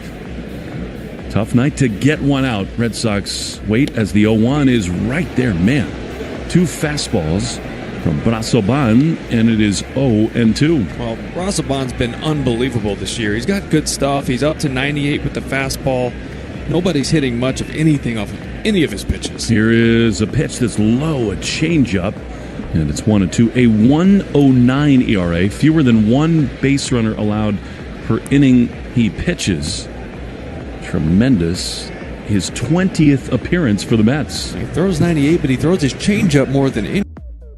A 184 batting average against. 1-2 to Bregman. Bases loaded. The pitch is swung on and missed. Fouled, actually, out of the glove of the catcher, Torrens. Good break for the Red Sox. Bregman hangs on. Really was. 98 top of the zone there. That's a good swing and miss spot, but Bregman got a piece of it. Bases loaded. 2 down. Tie game in the 5th. 1-2. Pitch is low. He did the changeup again. And Terens gets a lot of credit there. He just saved a run. I love that Brazoban is listed at 6'3", 155. Maybe an A-ball. Was that when he signed at 16? Because this is a big man. Bregman staring at him in 2-2. Red Sox at every base. From the belt, the pitch to Bregman is swung on and fouled off. He spoiled that changeup, got a really good one and hangs on. Brazoban just jumped around there. He thought those two were not very good and not very tempting. That one was better. And is Bregman going to get a heater here? Yeah, he loves playing that changeup off of that two-seamer. He'll throw the two-seamer in the righties and play the changeup down and in right off of it. 2-2 is swung on and fouled off. He got the sinker. 97 in under his hands. And this is what Bregman has done. I mean, again, he's been so hard on himself, just saying, I need to be better. But, man, nobody on this roster has been better in 2-strike counts. That's interesting. Laz Diaz just walked the baseball to the mound. He's laughing with Luis Terens. Yeah, Terens took that foul ball off his foot. So just giving him a little bit of time to walk that off. The relationship between home plate umpire and catcher, always important. Bregman like a statue in the right-handed box. 2-2. Brazoban is ready at the belt. The pitch is low. A change-up. So here we go. How good has Bregman been? I mean, almost half his hits this year have been with 2 strikes. 3-2. Bases loaded. The pitch is swung on and missed. He got him. Sinker. Bregman couldn't check his swing. And the inning is over. What a job by Brazoban. The Red Sox leave him loaded. They get a run, though, 1-1 after 5 on the Shaws and Star Market. WEEI Red Sox.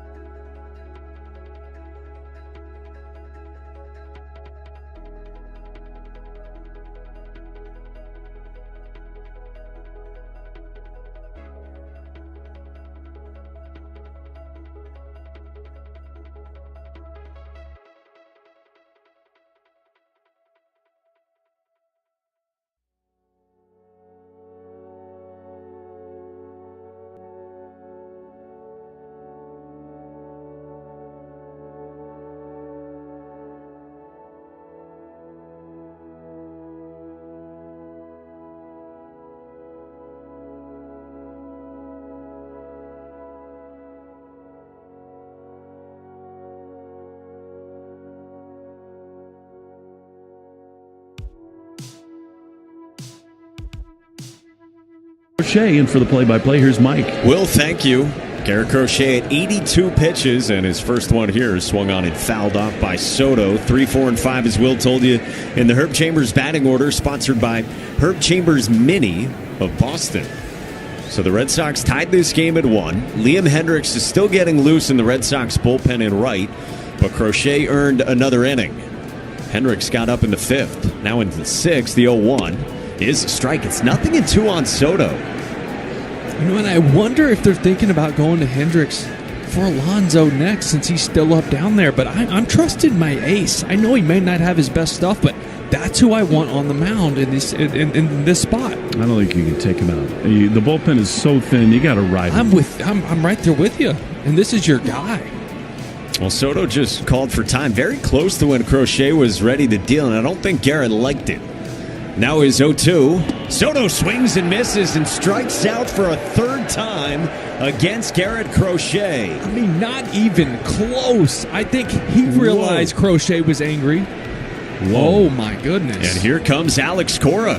So, Brooksy, you were correct. Cora comes out of the Red Sox first base dugout at 85 pitches. Garrett Crochet steps toward Alex Cora to meet him. He's not made a choice yet, Mike. So instead of handing Alex the ball, he put his hand out there. Like, I'm not giving you the ball, I'll shake your hand. But he turns it over anyways.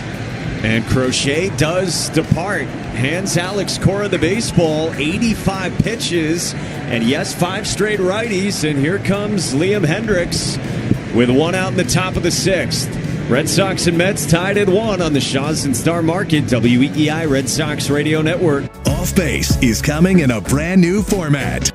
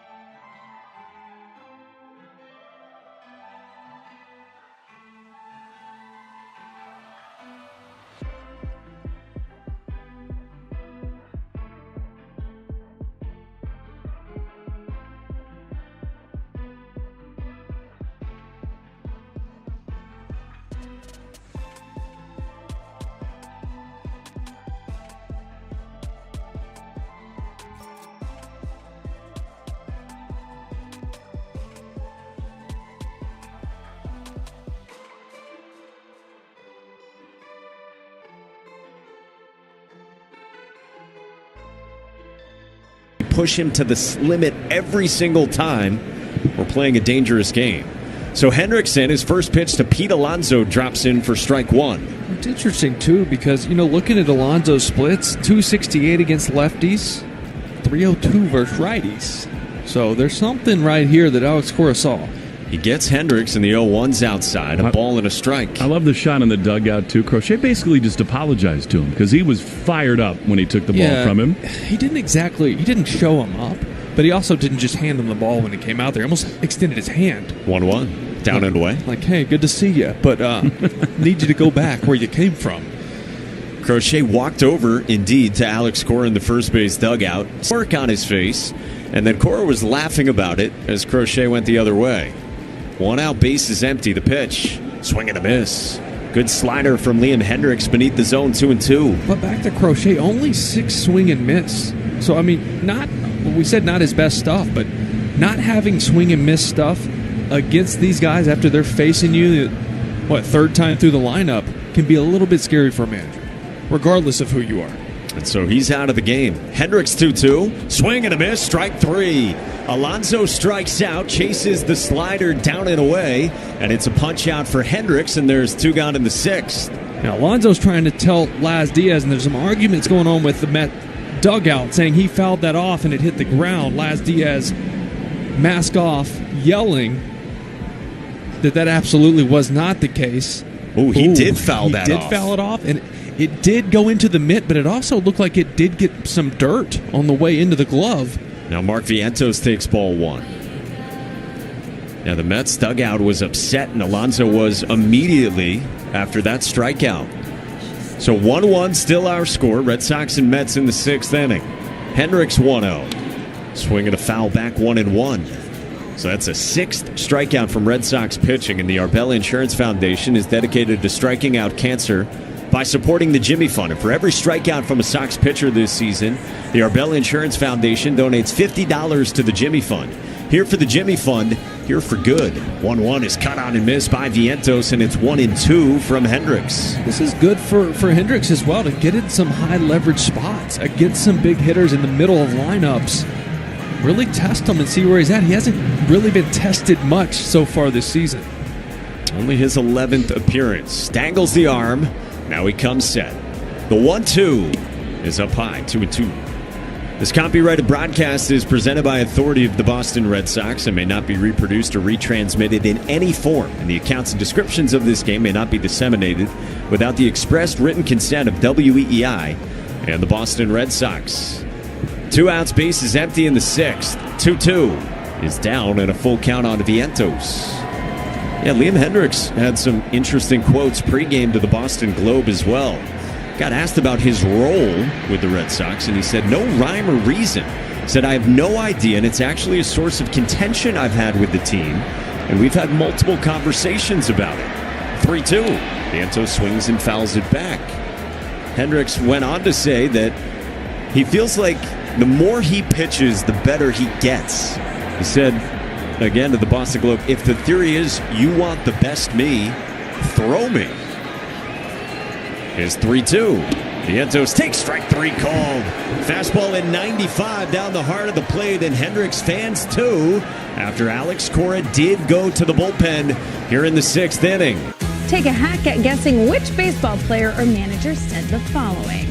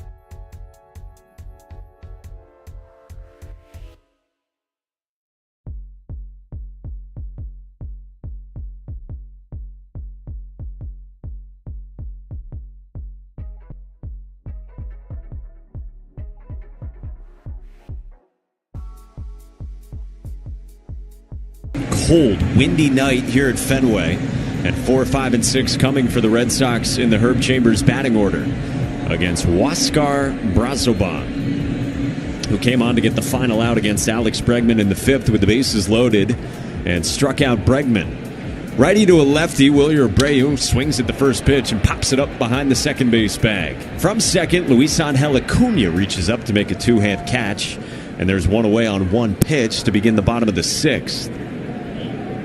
So Alex Cora made the move for Liam Hendricks. Liam Hendricks had those quotes pregame and delivered with a couple of strikeouts after Crochet was lifted after 85 pitches. Yeah, I thought it was good. And look, if you're going to say that, back it up. I thought the stuff was good. He Fastball looked good. The slider had some bite.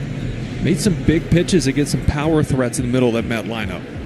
Now the middle of the Red Sox lineup, the 5-spot Christian Campbell. Long red sleeves on this cold night beneath the white uniform. Righty against righty. First pitch. Campbell swings and misses, and it's 0-1. Christian 0 for 2, couple of strikeouts so far, and he's now mired in a 1 for 32. 4 for his last 56 and going through it right now. 0-1. Campbell swings, bounces one up the middle, and it ramps into center field, a base hit. 1-out single for Christian Campbell, right back where it came from, and the Red Sox have a base runner on in a 1-1 game in the 6th. He lives. Love that. It's a terrible feeling when you're just not getting hits. You feel like you're constantly behind in counts. You're faced in the nastiest arms. That's a good feeling. It's a good sign, too, because that means he is trying to get back to that middle-of-the-field approach. Hard line drive, hard ground ball. Hopefully it gets him going a little bit. He's on for Nick Sogard in the left-hand box. First pitch, cut and a miss on a good changeup, 0-1. Red Sox and Mets tied at 1. Sogard so far doubled with a rocket to right in the second that came off his bat at 108 miles an hour. And then an infield single to begin the 5th. 0-1 is up and away to Sogard. A ball and a strike. Red Sox already have claimed this series with wins each of the previous 2 nights. And going for a sweep tonight. Part of this long 10-game homestand. The 1-1. Sogard swings, hits it on the ground to second. Acuna gobbles, fires to second. Lindor's turn in time for 2. 4-6-3 double play. Sogard bounces into it, and the 6th inning is over. 1-1 our score at Fenway. Red Sox and Mets as we go to the 7th on the Shaw's and Star Market, WEEI Red Sox Radio. Introducing baseball's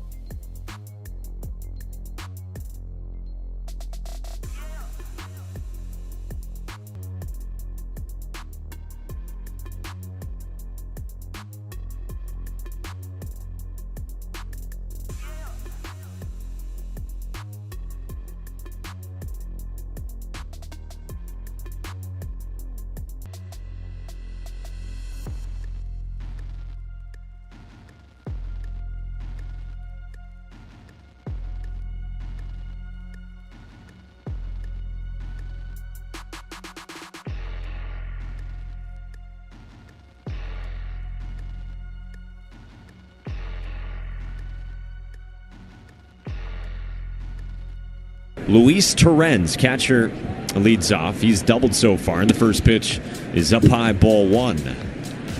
So Hendricks came on. He threw 12 pitches to get a couple of strikeouts against Pete Alonso and Mark Vientos. And now he's got at least the start of the 7th as well. The 1-0. That's up high. 2-0. Luis Torrens. I do think it's interesting what you were talking about as we went to break in the 6th inning, Mike, with Hendricks being sort of outspoken about wanting to throw more, wanting a more defined role.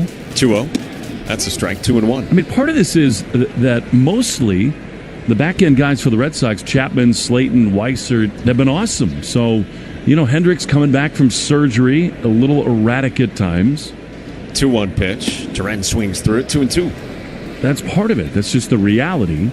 But he knows his body. He was one of the elite relievers in the game, and he wants to throw. And he said to me a couple weeks ago, I need about 6 weeks to be myself. I'm happy that he said it. You want that mentality in these psycho relievers who can dominate. 3-time All-Star working here in the 7th. 2-2 is up and away. Full count on Torrens. There's no way to know if you can trust a guy in that spot unless you give him those opportunities. Yeah. And he got that today, and he took advantage of it and coming out for a second inning. So this is really good to see for Hendricks. He comes set waist high and is 3-2. Swinging a line drive towards center. Rafaela sprints in, has to play it on a hop. Luis Torrens sprays a line drive into center for a leadoff single here in the 7th in a 1-1 ball game. And I mean psycho relievers in the best possible sense. You want that edge in these guys. How about Slayton when he's out there yelling at himself, and that's when he's at his best. Bernardino, by the way, is up again in the bullpen. I love that. Everyday Bernie. I wonder if it was the first or the third for him tonight. We'll find out. We won't go into any details, just on the 1s and 2s. There for Hendricks, first pitch. Down and away, ball 1. Don't know if they'll bunt here, you know, in this age of baseball. It's a good spot, though. Bregman playing in, about in the baseline, not extremely in. Takes a couple more steps. 1-0. Taylor doesn't square. Takes a breaking ball down and away, and it's 2-0. I think he's looked really good. Better than the numbers Taylor has in this series. Of course, the other part of it is Acuna and Beatty are waiting. Where you are in the lineup has a lot to do with this, as Narvaez and Bregman, I think, a really good time to go out and talk this thing over. McNeil and Nimmo are available on the bench, and so that's where things get a little interesting, and that's why Bernardino is up in the bullpen, because you know that if it was a righty up and they take Hendricks out, those guys are going to hit. So you're going to really lean on Bernardino very soon here, and more than anything, it's a deterrent to Carlos Mendoza to bring those guys off the bench. And so it's still Hendricks against Taylor. 1-1 our score, top of the 7th. Nobody out, man at first. Liam Hendricks 2-0. Taylor takes down and away on a slider that misses, 3-0. Well, if you want to have a defined role, you can't out-lose this guy, period. You can say all you want. You can seek high-leverage outings. This is the bottom of the order. You got to do it right here. Waist high set, 3-0. And that's a strike. Top of the zone with a fastball, 3-1. Stay tuned after the game for the Nissan post-game show. Kickstart your summer with Nissan. These offers are going fast at the Nissan Summer Sales Event.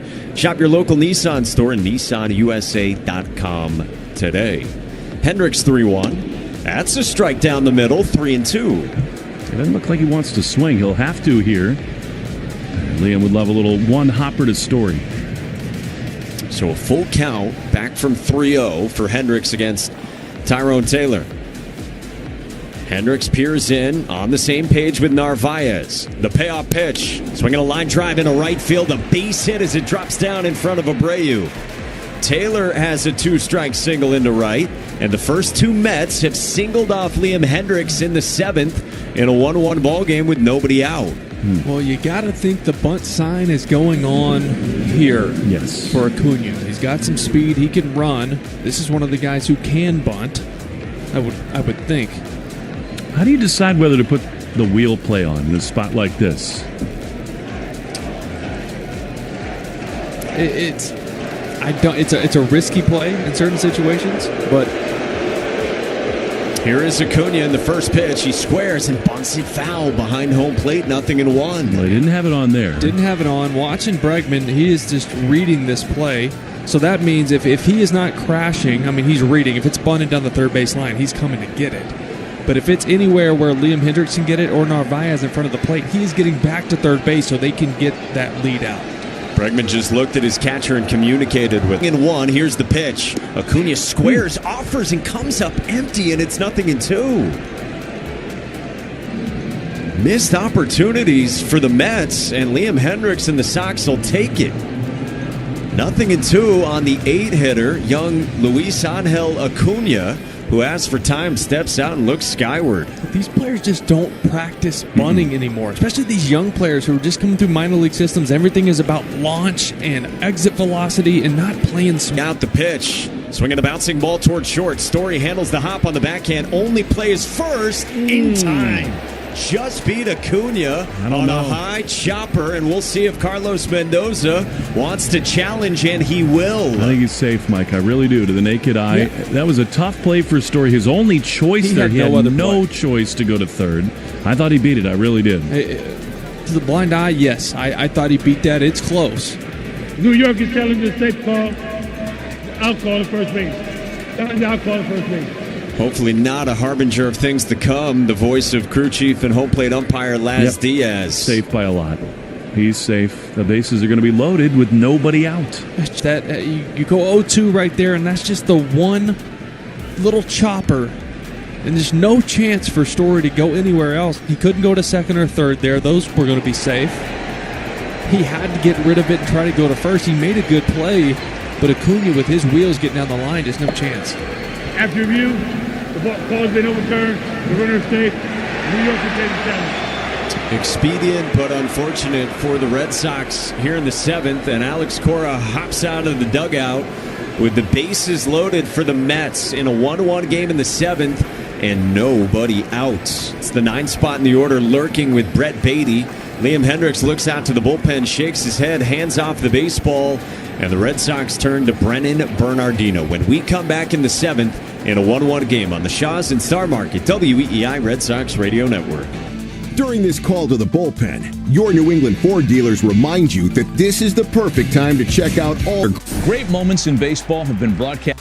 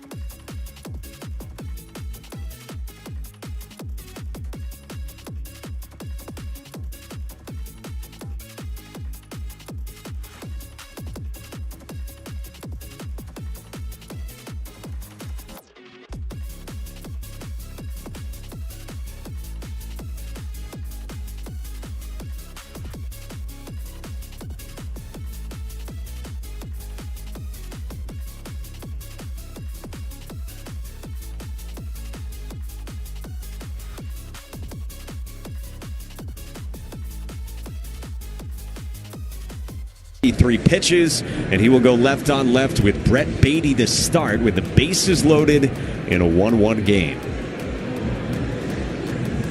Brett Beatty's got an RBI single into center. That was back in the second off Crochet, and that's his only hit this year against a left-handed pitcher. Infield is in. First pitch is outside, ball one. What a huge spot this is for Bernie. And by the way, that's why life as a major league manager not easy, because he made the choice to take Crochet out and asked Hendricks to go 2 innings.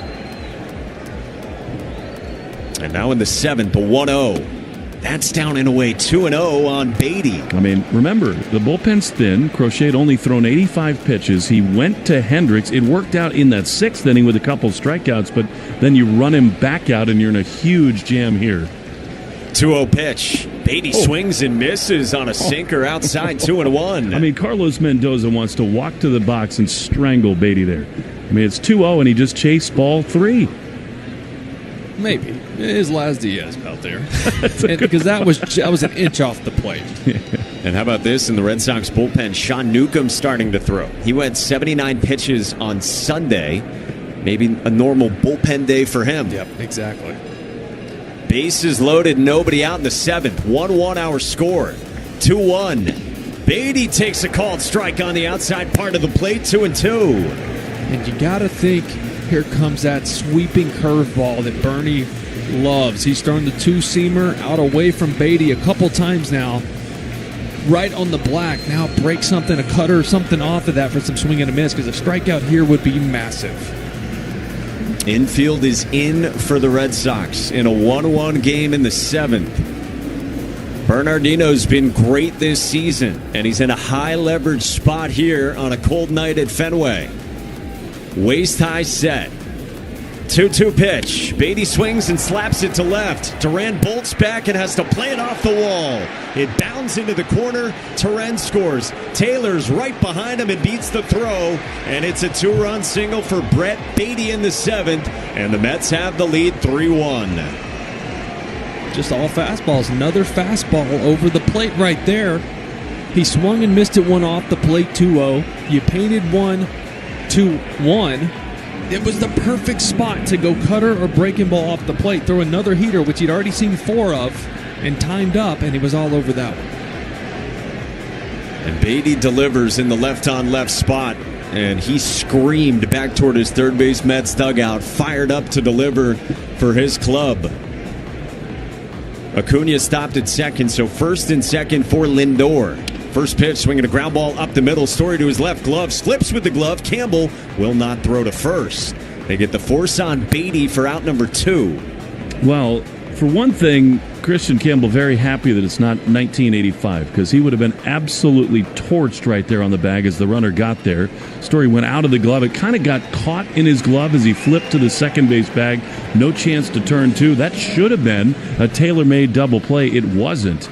Secondly, this is all related to the lack of depth and length in games from starters. You got bullpen arms in the game now that just otherwise never would be. I should say out number 1 on the flip there in the force at second. And yeah, the problems have compounded for the Red Sox. And now Starling Marte with runners at the corners. Pitch. Marte swings and rolls it foul up the third base line. Like, what'd you think there, Will? Is that one where you could just flip it bare hand to the bag and a little quicker turn? So because of Story having to go further up the middle, in those situations you think and you don't have a lot of time, sometimes the glove flip is a little... That one just got hung up in the webbing, so it almost came out like a changeup and didn't give Campbell a chance to turn it. A 1. Marte takes just outside, a ball and a strike. So runners at the corners. Red Sox now down 3-1 in the 7th and just 1 out. Marte's 0 for 3 tonight. Bernardino's 1-1. Marte takes down and away, 2-1. The roster is what it is. I was surprised they didn't make a move today. Now, fresh arm, right? Part of that is they thought that Crochet could give them a lot more than he did. Yanked after 85 pitches. 2-1, runner goes from first. The pitch is down for a ball and a steal of second for Brett Beatty. And by the way, Mike, this brings up another sort of more layered conversation, and that is, as great as Crochet's been, I mean, this is his first season where you want him to sort of approach 200 innings. And so with the bullpen short, the starters not going deep, you know you got to protect him. This is one of those games you were so painted into a corner. Time called at home plate, and it was on appeal deemed that Marte went around. So it's 2-2 with Lindor at second and Acuna at third. Infield in. 2-2. Swinging a foul back behind home plate. Probably one of those games, too, you're thinking McGill has not thrown the ball well. He's coming off a bad start. He's given up a ton of runs, and you're thinking, we're going to score 6-7 runs here. And hopefully, it's not an issue. And Crochet, great. Maybe he goes 6-7 innings. Just wasn't the case tonight. 2-2's outside. Got by Narvaez, lunging toward the left-hand box to snare it. Still a huge spot for Bernardino. I mean, it's only a 2-run game, but Soto and Alonso are waiting.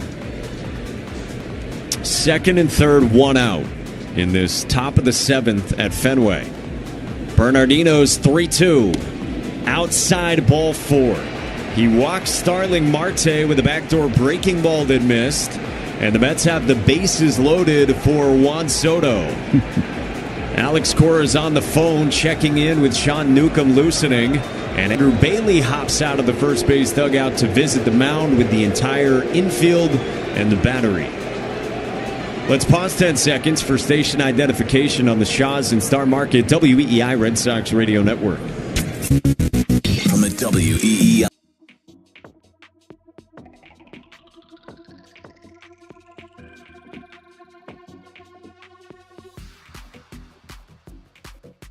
Middlebrooks with you at Fenway with the Red Sox down 3-1 and danger in the left-hand box in the form of Juan Soto, who's 0 for 3 with 3 strikeouts as a mound visit ends for the Red Sox. And Brennan Bernardino circles the back of the mound, trying to keep this game a 2-run deficit.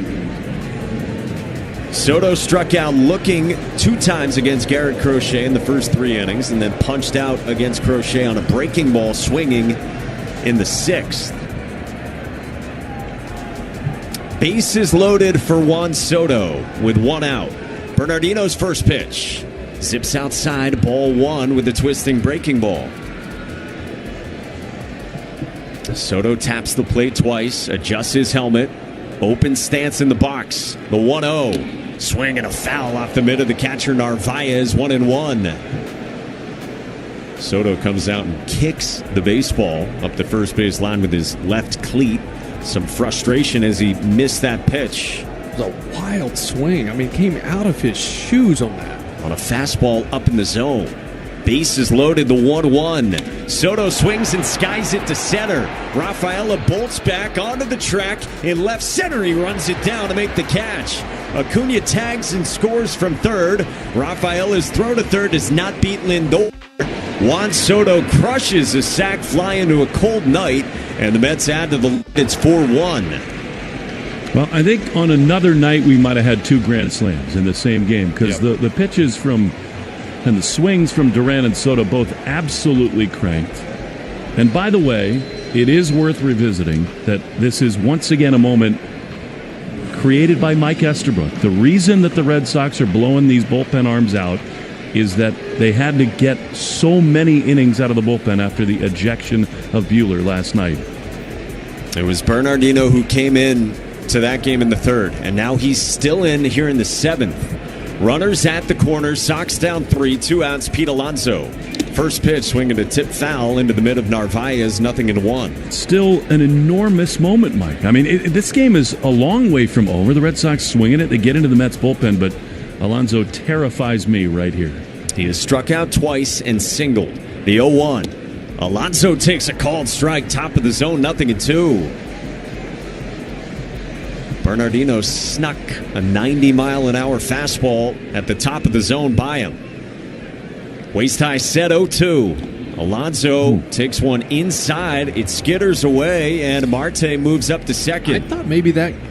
Did that hit get him? A piece of Alonso? It looked to me like it did. Alonso's Alonso's looking back at the dugout and now looking back at the home plate umpire Laz Diaz, but in the moment, he didn't make it seem like it hit him. It was odd. They actually don't want to challenge because they want Alonso to hit. I mean, I thought it hit him. It's almost like the Red Sox should challenge because I thought that took a bite out of his foot. It did. It went right over his big toe and skimmed it. You never see that, but they should challenge and say it hit him. And remember, he fouled off the ball that was deemed that he didn't foul it off. His last AB. Second and third, the 1-2. Alonso bounces one up the middle, off of Bernie's glove. He recovers, throws to first to get Alonso, and strand 2. Bernardino deflected it with his mitt, and as the ball was coming back to the grass, caught it in his mitt, and out Alonso at first. We hit the stretch. Red Sox down 4-1 to the... Great moments in baseball have been broadcast on the radio since 1920.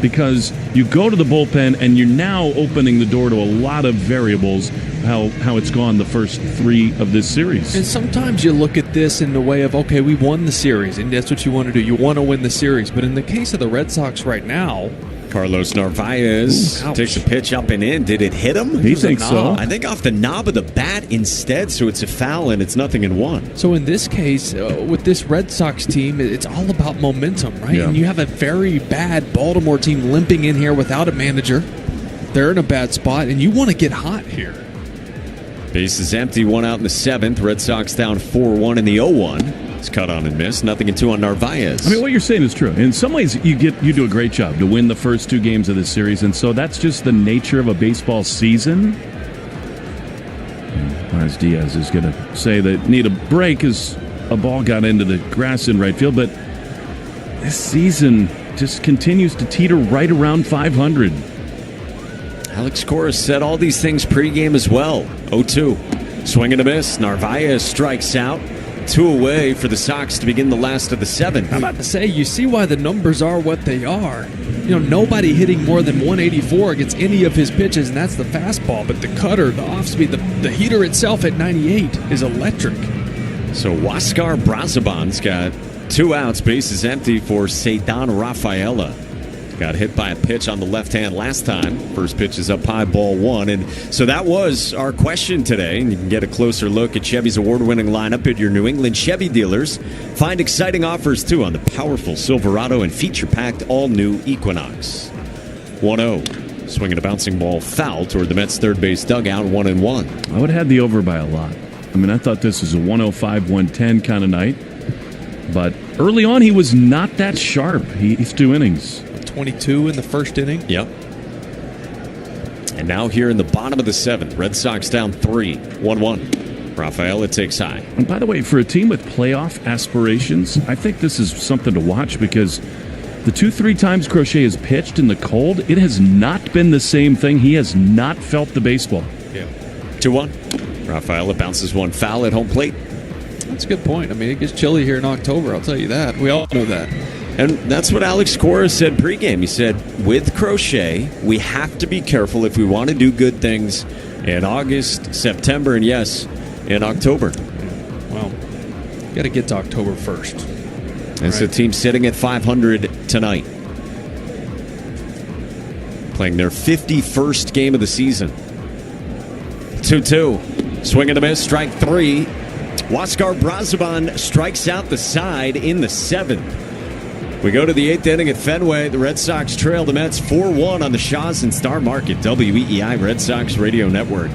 Introducing baseball's all-new national pregame show, MLB Tonight, live at 5. Join Greg, Harold, and Dan and a star-studded roster for a preview of all the night's matchups. Get a first look at the lineups. Everything looks good right now for the Yankees. First take from the players. I'm just excited to put any pair of cleats on. And the first of many breakdowns before the first pitch. A full night of baseball starts at 5. MLB Tonight's national pregame show. Weekdays at 5 Eastern on MLB Network. Let's see if we can figure out the following baseball slang term. Today's phrase is Oppo Taco. Do you know what it means?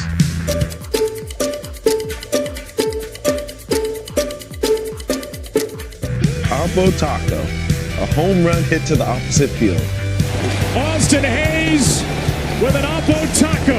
His 13th, and it's a 1-run aim. Expand your vocabulary by listening to every game on the MLB app and MLB.com. Take a hack at guessing which baseball player or manager said the following. I really don't know what to say. I'm just so happy I gave something these people cheer. We all did. I mean, it was a great game. Both teams played incredible. It was a great game. That's Mike Piazza after he hit an 8th inning go-ahead home run in the first New York Mets home game after 9/11. Hear moments like this and more on the MLB app and MLB.com. Great moments in baseball have been broadcast on the radio since 1921. Smith corks one in. It may go. Go crazy, folks. Go crazy. It's a home run, and the Cardinals have won the game by the score of 3-2 on a home run by the Wizard. Go crazy. Catch the next unforgettable call on the MLB app and MLB.com. All Natural Signature Farms boneless chicken breast or thighs for just $2.47 a pound when you use the digital coupon Limit 2. Shaw's and Star Market, the official supermarket of the Red Sox radio network. 8th inning, Red Sox down 4-1 to the Mets, and Sean Newcomb enters the game. And back for the play-by-play, Will Fleming. Well, thank you, sort of, Mike, is Sean Newcomb. This is white knuckle time right here, 4-1 Mets. He's been overworked. Newcomb has been the long reliever for a little while here for the Red Sox. High fly ball off the bat of Vientos, right at Wilyer Abreu. Finally pitched back skies, a little easier to pick it up in the air. Makes the play, and there's one away. I was just in the Bernardino zone behind us with Keith Hernandez, the great TV analyst for the New York Mets. Two things about Keith that are awesome. He takes off the World Series ring that he wears every time when he washes his hands.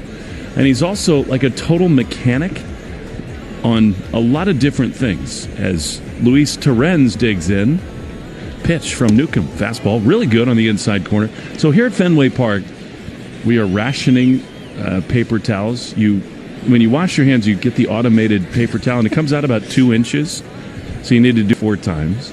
Keep the top panel off like Alex Cora did, and he reprogrammed it. 0-1 to Torrens, and a foul ball off the handle. You can reprogram it? I guess so. And all of a sudden, he pressed a couple buttons, put the thing on, and out came like 6 inches of paper towels. I loved it. I didn't know you could do that. One of the great defensive first basemen in the history of the game, and he can get you more paper towels than you'll ever need. That is incredible. One down. Here's the pitch, and it's outside a curveball, 1-2. Their booth just to our right. Gary Cohen, Ron Darling, Keith Hernandez. If you're just a casual baseball fan, you want to have a good time, tune in a game. That is such a fun listen. And watch the 1-2 misses outside, 2-2. I went over to meet Gary Cohen before the game. I'd never met him before. Mm-hmm. I have spent so much time listening to their booth because they are so good. Yeah. It was like meeting one of your heroes, seriously. That's how I felt when I met Middlebrooks. The 2-2 misses in the dirt, a changeup, and it's 3-2. Glad you finally said it publicly. You know, Mike, Gary started something that impacted both of our lives. I mean, he was the first real guy to come out of Pawtucket and make the big leap out of the broadcast booth into the major leagues. Of course, Mike Tamburro was a little resistant for a while of that. The 3-2 is outside ball forward. I mean, look, the Pawtucket Red Sox, now the Worcester Red Sox, started this wonderful tradition of broadcasters making it to the major leagues. And back when Gary was there, Ben Mondor, Mike Tamburro, Lou Schweckheimer, it was pretty serious business. If you signed up to do the Paw Sox games, you were there every day. That was the deal. Here's Tyrone Taylor, right-handed hitter, strike on the inside corner. So Gary went to Mike and said, hey Mike, the New York Mets would like me to fill in on their TV broadcasts. Here's the 0-1 and a swing and a miss and a changeup. And Mike said, no, you owe us these games. And eventually, after a couple different requests, they relented. Gary went to New York, blew everybody away, got the job. The 0-2 is swung on and fouled off. And that's his history. Gary's been there for the better part of 3 decades. The pipeline started. But in a lot of ways, that explains part of why it happened in Pawtucket and now Worcester. 0-2 from Newcomb to Taylor. Pitch is ripped in right field. Very hard hit, but not on this night. Abreu back in front of the warning track. He's there to make the play, and they're 2 away. The reason Mike said that, made that choice, although in retrospect he's softened, is that they took their broadcasts so seriously. They wanted the best people to do their games, and they felt like that mattered each night for their listeners. So cool to hear. And yeah, to think of the guy who set all that in motion for so many others that followed. I mean, Donnie O was here last night. Here is Luis Angel Acuna. He takes a slider down for ball 1. 4-1 Mets in the top of the 8th. I mean, think about it. Today, in the big leagues, Donnie was here last. Gary Cohen just to our right. The 1-0 is a little bit outside. Dave Jagler, who golfs more than anybody other than my brother in the big leagues, is in Washington. Aaron Goldsmith out in Seattle. Jeff Levering in Milwaukee. Josh Maurer with him, too. Bob Sosi has moved on to do great things with the Patriots. The 2-0 pitch is fouled back by Acuna. That was a swing like Ronald, and it's 2-1. So you're saying Pawtucket and Worcester are just launching pads for your career. They are. Cooper Boardman's gotten a sniff here, which has been fabulous. I mean, it's just an amazing thing they've done down there. I don't think I've forgotten anybody. The 2-1 pitch is a strike on the outside corner. We get to see Josh in Milwaukee and Levo. It's incredible. And most of them are good people. The 2-2 pitch is a chopper back to the mound. Newcomb, gloves, throws off balance in time. So play to end the inning. And we are done. Of course, I'm leaving a little carb out there for Monaco. We go to the bottom of the 8th, 4-1. Mets lead the Red Sox in the Shaws and Star Market. Take a hack at guessing which baseball player or manager said.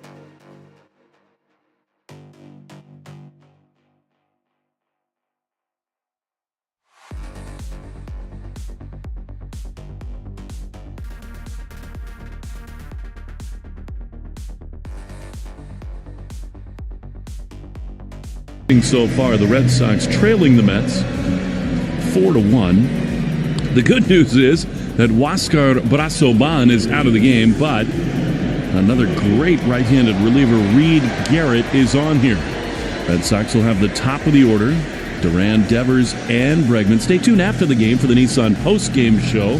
Kickstart your summers with Nissan. These offers going fast to the Nissan Summer Sales Event. Shop your local NissanUSA.com today. This dude has pitched in 20 games. He has walked 11 over 18 innings, but 18 strikeouts. And here now Duran has driven in the Red Sox only run. They trail by 3. The pitch is inside. Sweeper. Will, you're pouring over the data. What do you got on Garrett? Yeah, he's a cutter, sinker, split, and a sweeper. Ooh. The split is the put-out pitch. It is filthy. 1-0 to Duran. Pitch is a strike. That was cutter on the outside corner. 1-1. Hard not to think about how different this night might have been had Duran's ball carried normally into this bullpen in right field. 1-1 is grounded foul on the first base side. It's 1-2. And on a different night, under calm conditions, the folks at Major League Baseball say it would have gone 17 feet farther, would have been clearly in the bullpen.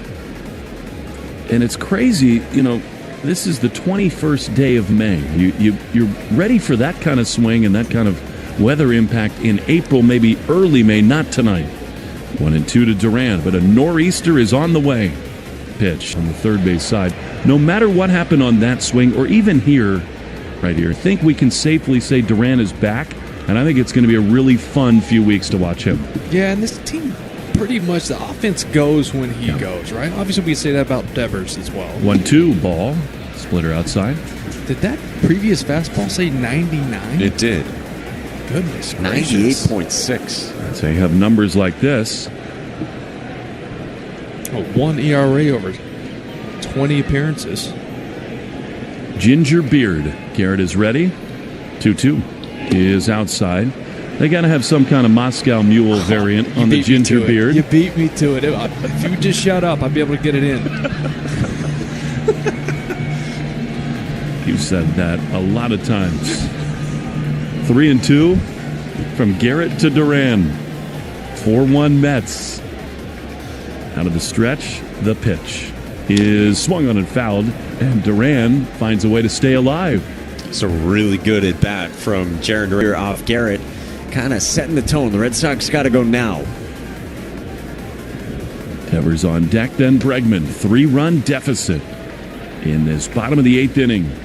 Garrett is ready. He throws, and Duran grounds it foul outside of first. He just looks so different, does Duran. Of course, Edwin Diaz looming, waiting. Pete Fatsy's got the chart out on Garrett, discussing things with Alex Bregman. It's interesting to get a look at him, too. They have every sort of heat map you could imagine. 3-2. Pitch is grounded on the right side hard, but right at Acuna. He'll throw to first. Close play with Duran's speed, but there's one away. The Red Sox won 5 hits, no errors, 4-9-0 for the Mets. Updated box score brought to you by the Mass Lottery, who celebrate the game we love, from the baseball diamond to the lottery games that support all our 351 cities and towns. The Mass Lottery, welcome to the state of winning. Here's Devers. Base is empty, 1 down in the 8th. Garrett throws, and Devers rips one into the gap in left center field. That's a missile. It's cut off by Taylor in center field, and Devers aboard with a 1-out shot into the gap. He could not be more locked in. I mean, just spraying line drives all over the place. Even his outs have been loud. That's right down the middle. That's what you expect him to do. Not trying to do too much. Down 3, you need base runners. That is just a smoke job. Liner in the left center. So here now Bregman, who's struck out 3 times for the first time all season, and he's done it in 3 at-bats. The pitch is outside, a cut fastball, and it's 1-0. Hard contact here. Duran's ground out 108 off his bat. Devers there smushed that at 110. 1-0 to Bregman. Here's the pitch, and it is another ball. Sinker, 2 balls and no strikes. Abreu on deck. People with the Red Sox trailing 4-1 may not be in the mood to hear this, but feel like one that over the next 10 days or so is absolutely going to go off. 2-0 to Bregman. Here's the pitch.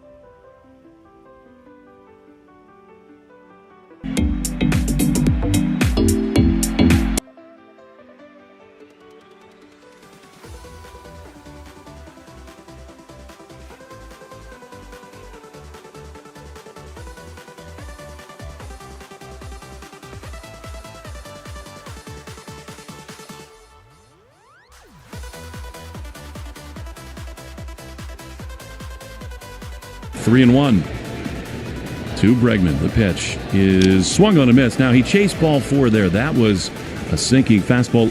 We rarely see that from Bregman. A little over-aggressive, and it's 3-2. That can be tough with 4-seam sinker guys. Right, that's the 4-seamer. It probably stays in or third. That's what he's hunting. But that one with the 2-seam action ran in on the hands off the plate. 4-1 Mets, 1 on, 1 out. 3-2 to Bregman. The pitch is swung on a ground. Same location. He adjusted there. All right, Will, so 2 bearing in on his hands. What's coming next? He trusts his split, right? That's his out pitch. I don't know if he wants to bury that here and go to ball 4 when he throws the cutter a lot. So I can see the cutter away from Bregman after 2 in on his hands. 3-2. Backed up on the infield. Not really double play depth with Devers at first. 3-2 pitch is strike 3 called. Dotted, sinking fastball, bottom of the zone. You can't throw a pitch any better than that. It was dropped by Terens, but definitely a strike, and they're 2 away. Went down and away from Bregman after being in a lot of that at bat. And sometimes as a hitter, it feels so much further away from you when you've seen so many pitches in, even in off the plate, that you have pulled the trigger on. That was just pain. Bregman hadn't struck out 3 times. He's now punched out 4 times. The golden sombrero tonight. Here's Wilyer Abreu. Pitch to him is popped up into left field. It's not Marte out there. It is, I think, maybe McNeil, and he's back just in front of the warning track to make the play. Nimmo is in as a defensive replacement. He made the grab, and the inning is over. Through 8, 4-1 Mets on the Shaws and Star Market. WEEI Red. Take a hack at guessing which baseball player or manager said the following.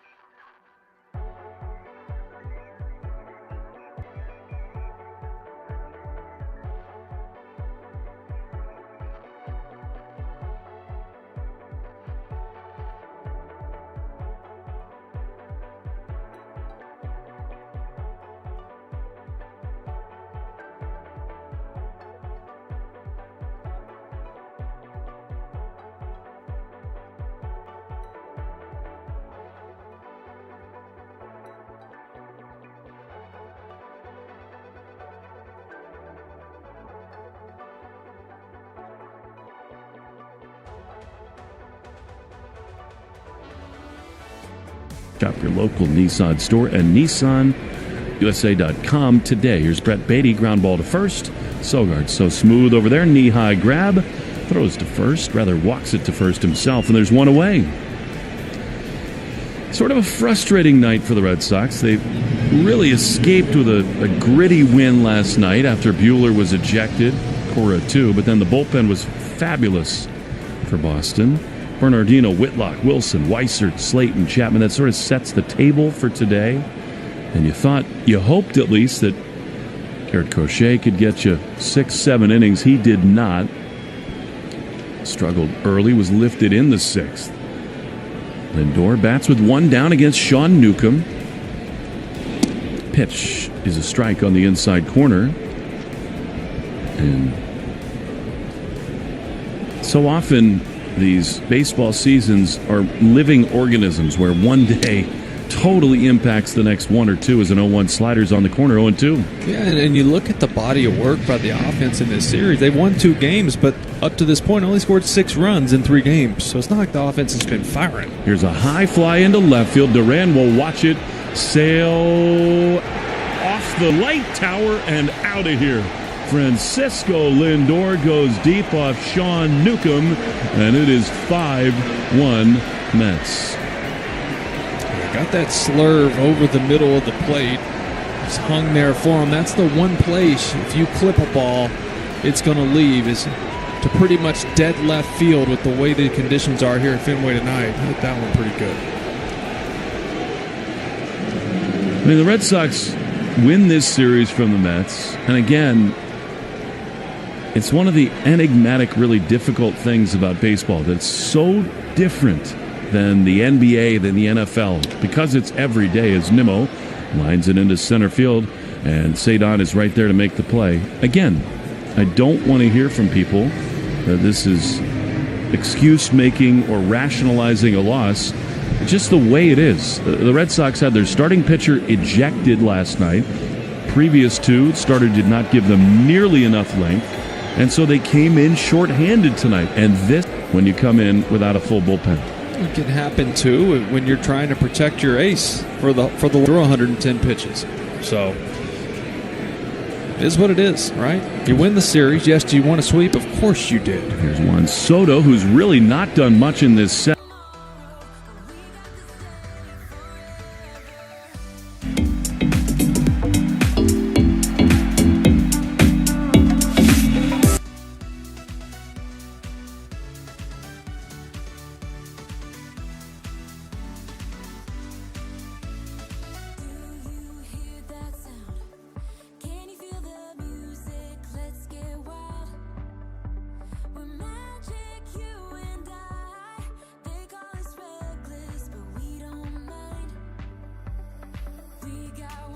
out of options with his long career. 1-2 pitch. He is outside to Soto. 5-1 Mets in the top of the ninth inning. Well, regardless of the role, Newcomb's been a really important piece of this bullpen. You think about him covering 4, 5, 6 innings.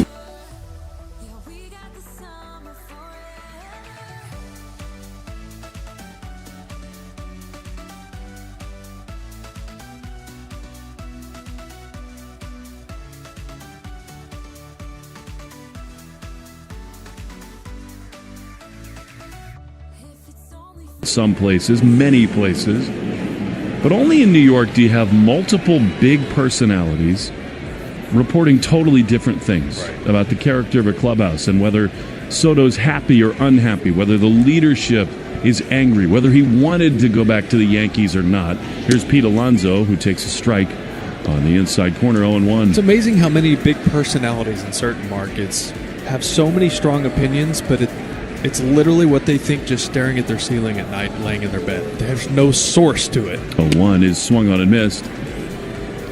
Michael Kay, the television voice of the Yankees, who has a prominent talk show in New York, went on the air during the Subway Series and basically said he talked to a lot of people and that Soto wanted to go back to New York. A changeup misses outside. And then a lot of people close to Soto just flatly rejected that and said, no way.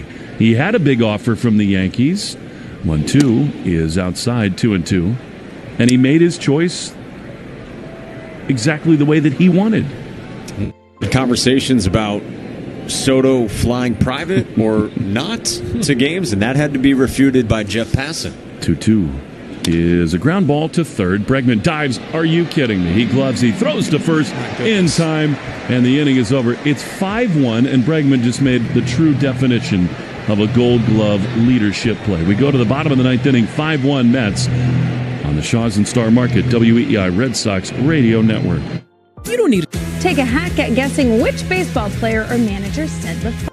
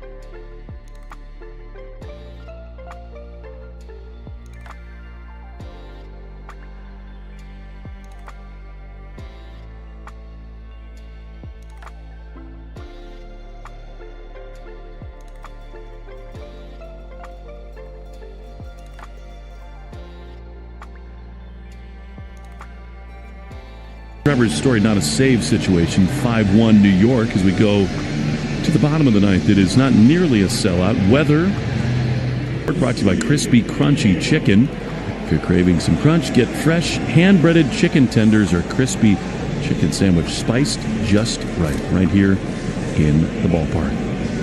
For a couple seasons, this guy was the premier closer in all of Major League Baseball, cult hero in New York.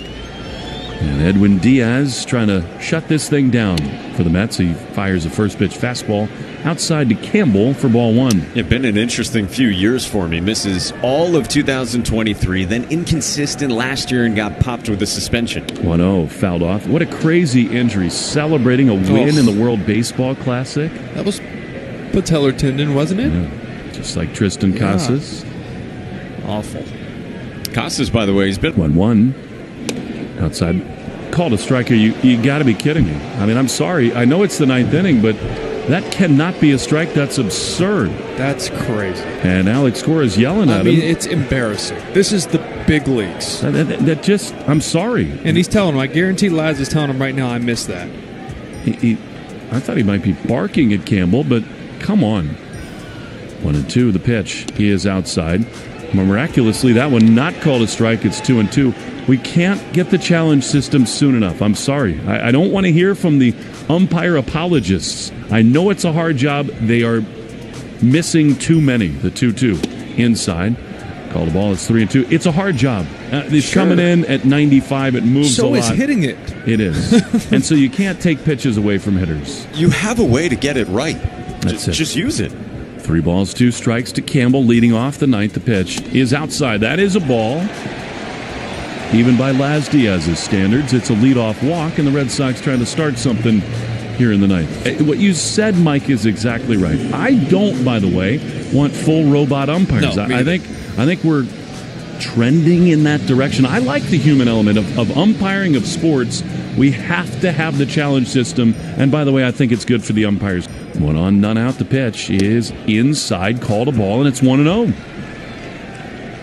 Well, the Red Sox, remember, they got some options off the bench here tonight. 1-0 to Sogard. The pitch is fouled off on the first base side. Trevor Story is on deck. I think, amazingly, that you might really consider David Hamilton as a pinch hitter if Story reaches here. Rather, if Sogard does. That's how good Hamilton's been. They've used him as a runner primarily. The 1-1 is a strike. It's a delicate thing for a manager like Alex Cora, trying to keep a veteran guy engaged in the game, but Hamilton's been so good, and it is a 4-run deficit. Right. 1-2 to Sogard. The pitch from Diaz is swung on a miss. He struck him out. So, because of that, and probably anyway, Story will hit. 1 out with 1 on in the bottom of the ninth. This is a tough matchup for Trevor Story right now. High velocity fastball with some rise to it at the top of the zone. Not a good slider, but enough of a wrinkle to get you off of the 98, 99 mile per hour fastball. There's Story, who struck out twice and grounded to third. He takes a slider outside for ball 1. It's a good take to start from Trevor Story. That was a strike for a while there, but ends up just off the plate. Narvaez on deck. Then Rafael is scheduled to hit. The pitch is a ground ball foul outside of third, a slider. That's basically the pitch that Trevor's made contact with of late.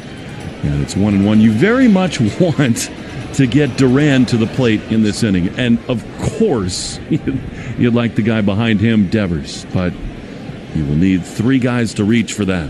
1-1 to Story. Pitch is swung on and missed. And he's just been fooled badly by that slider, and it's 1-2.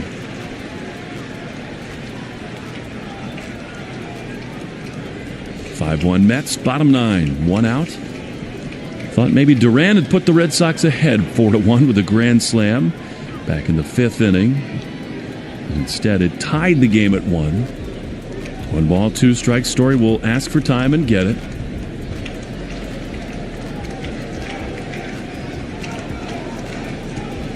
One on, 1 out. Pitch is outside. He took that slider. So with Narvaez on deck, who's on deck is brought to you by TimberTech Decking and Railing. Everything wood should be. Visit timbertech.com. 2-2. Story skies one into right field. Soto waits so calmly, drifts in, makes the play, and the Red Sox are down to their last out. Mets got a run in the 2nd inning off of Crochet. The bottom of the order got the Red Sox again tonight for these New York Mets. New York came in losers of 5 of 6. They had Crochet staring down the barrel. Tyler McGill was awesome for the Mets, especially through the first 4 innings. Here is Carlos Narvaez trying to keep the game alive. The pitch to him is a chopper to second that should end it. Acuna gloves. He throws to first in time, and the ball game is over. Well, the Red Sox do not sweep the Mets. A disappointing conclusion to this three-game series. 5-1 New York. Crochet did not go deep into this game, and New York gets out of town with a 5-1 win. Nissan postgame show is next on the Shaws and Star Market WEEI Red Sox Radio Network. Finding out that your bank's been acquired can be unsettling.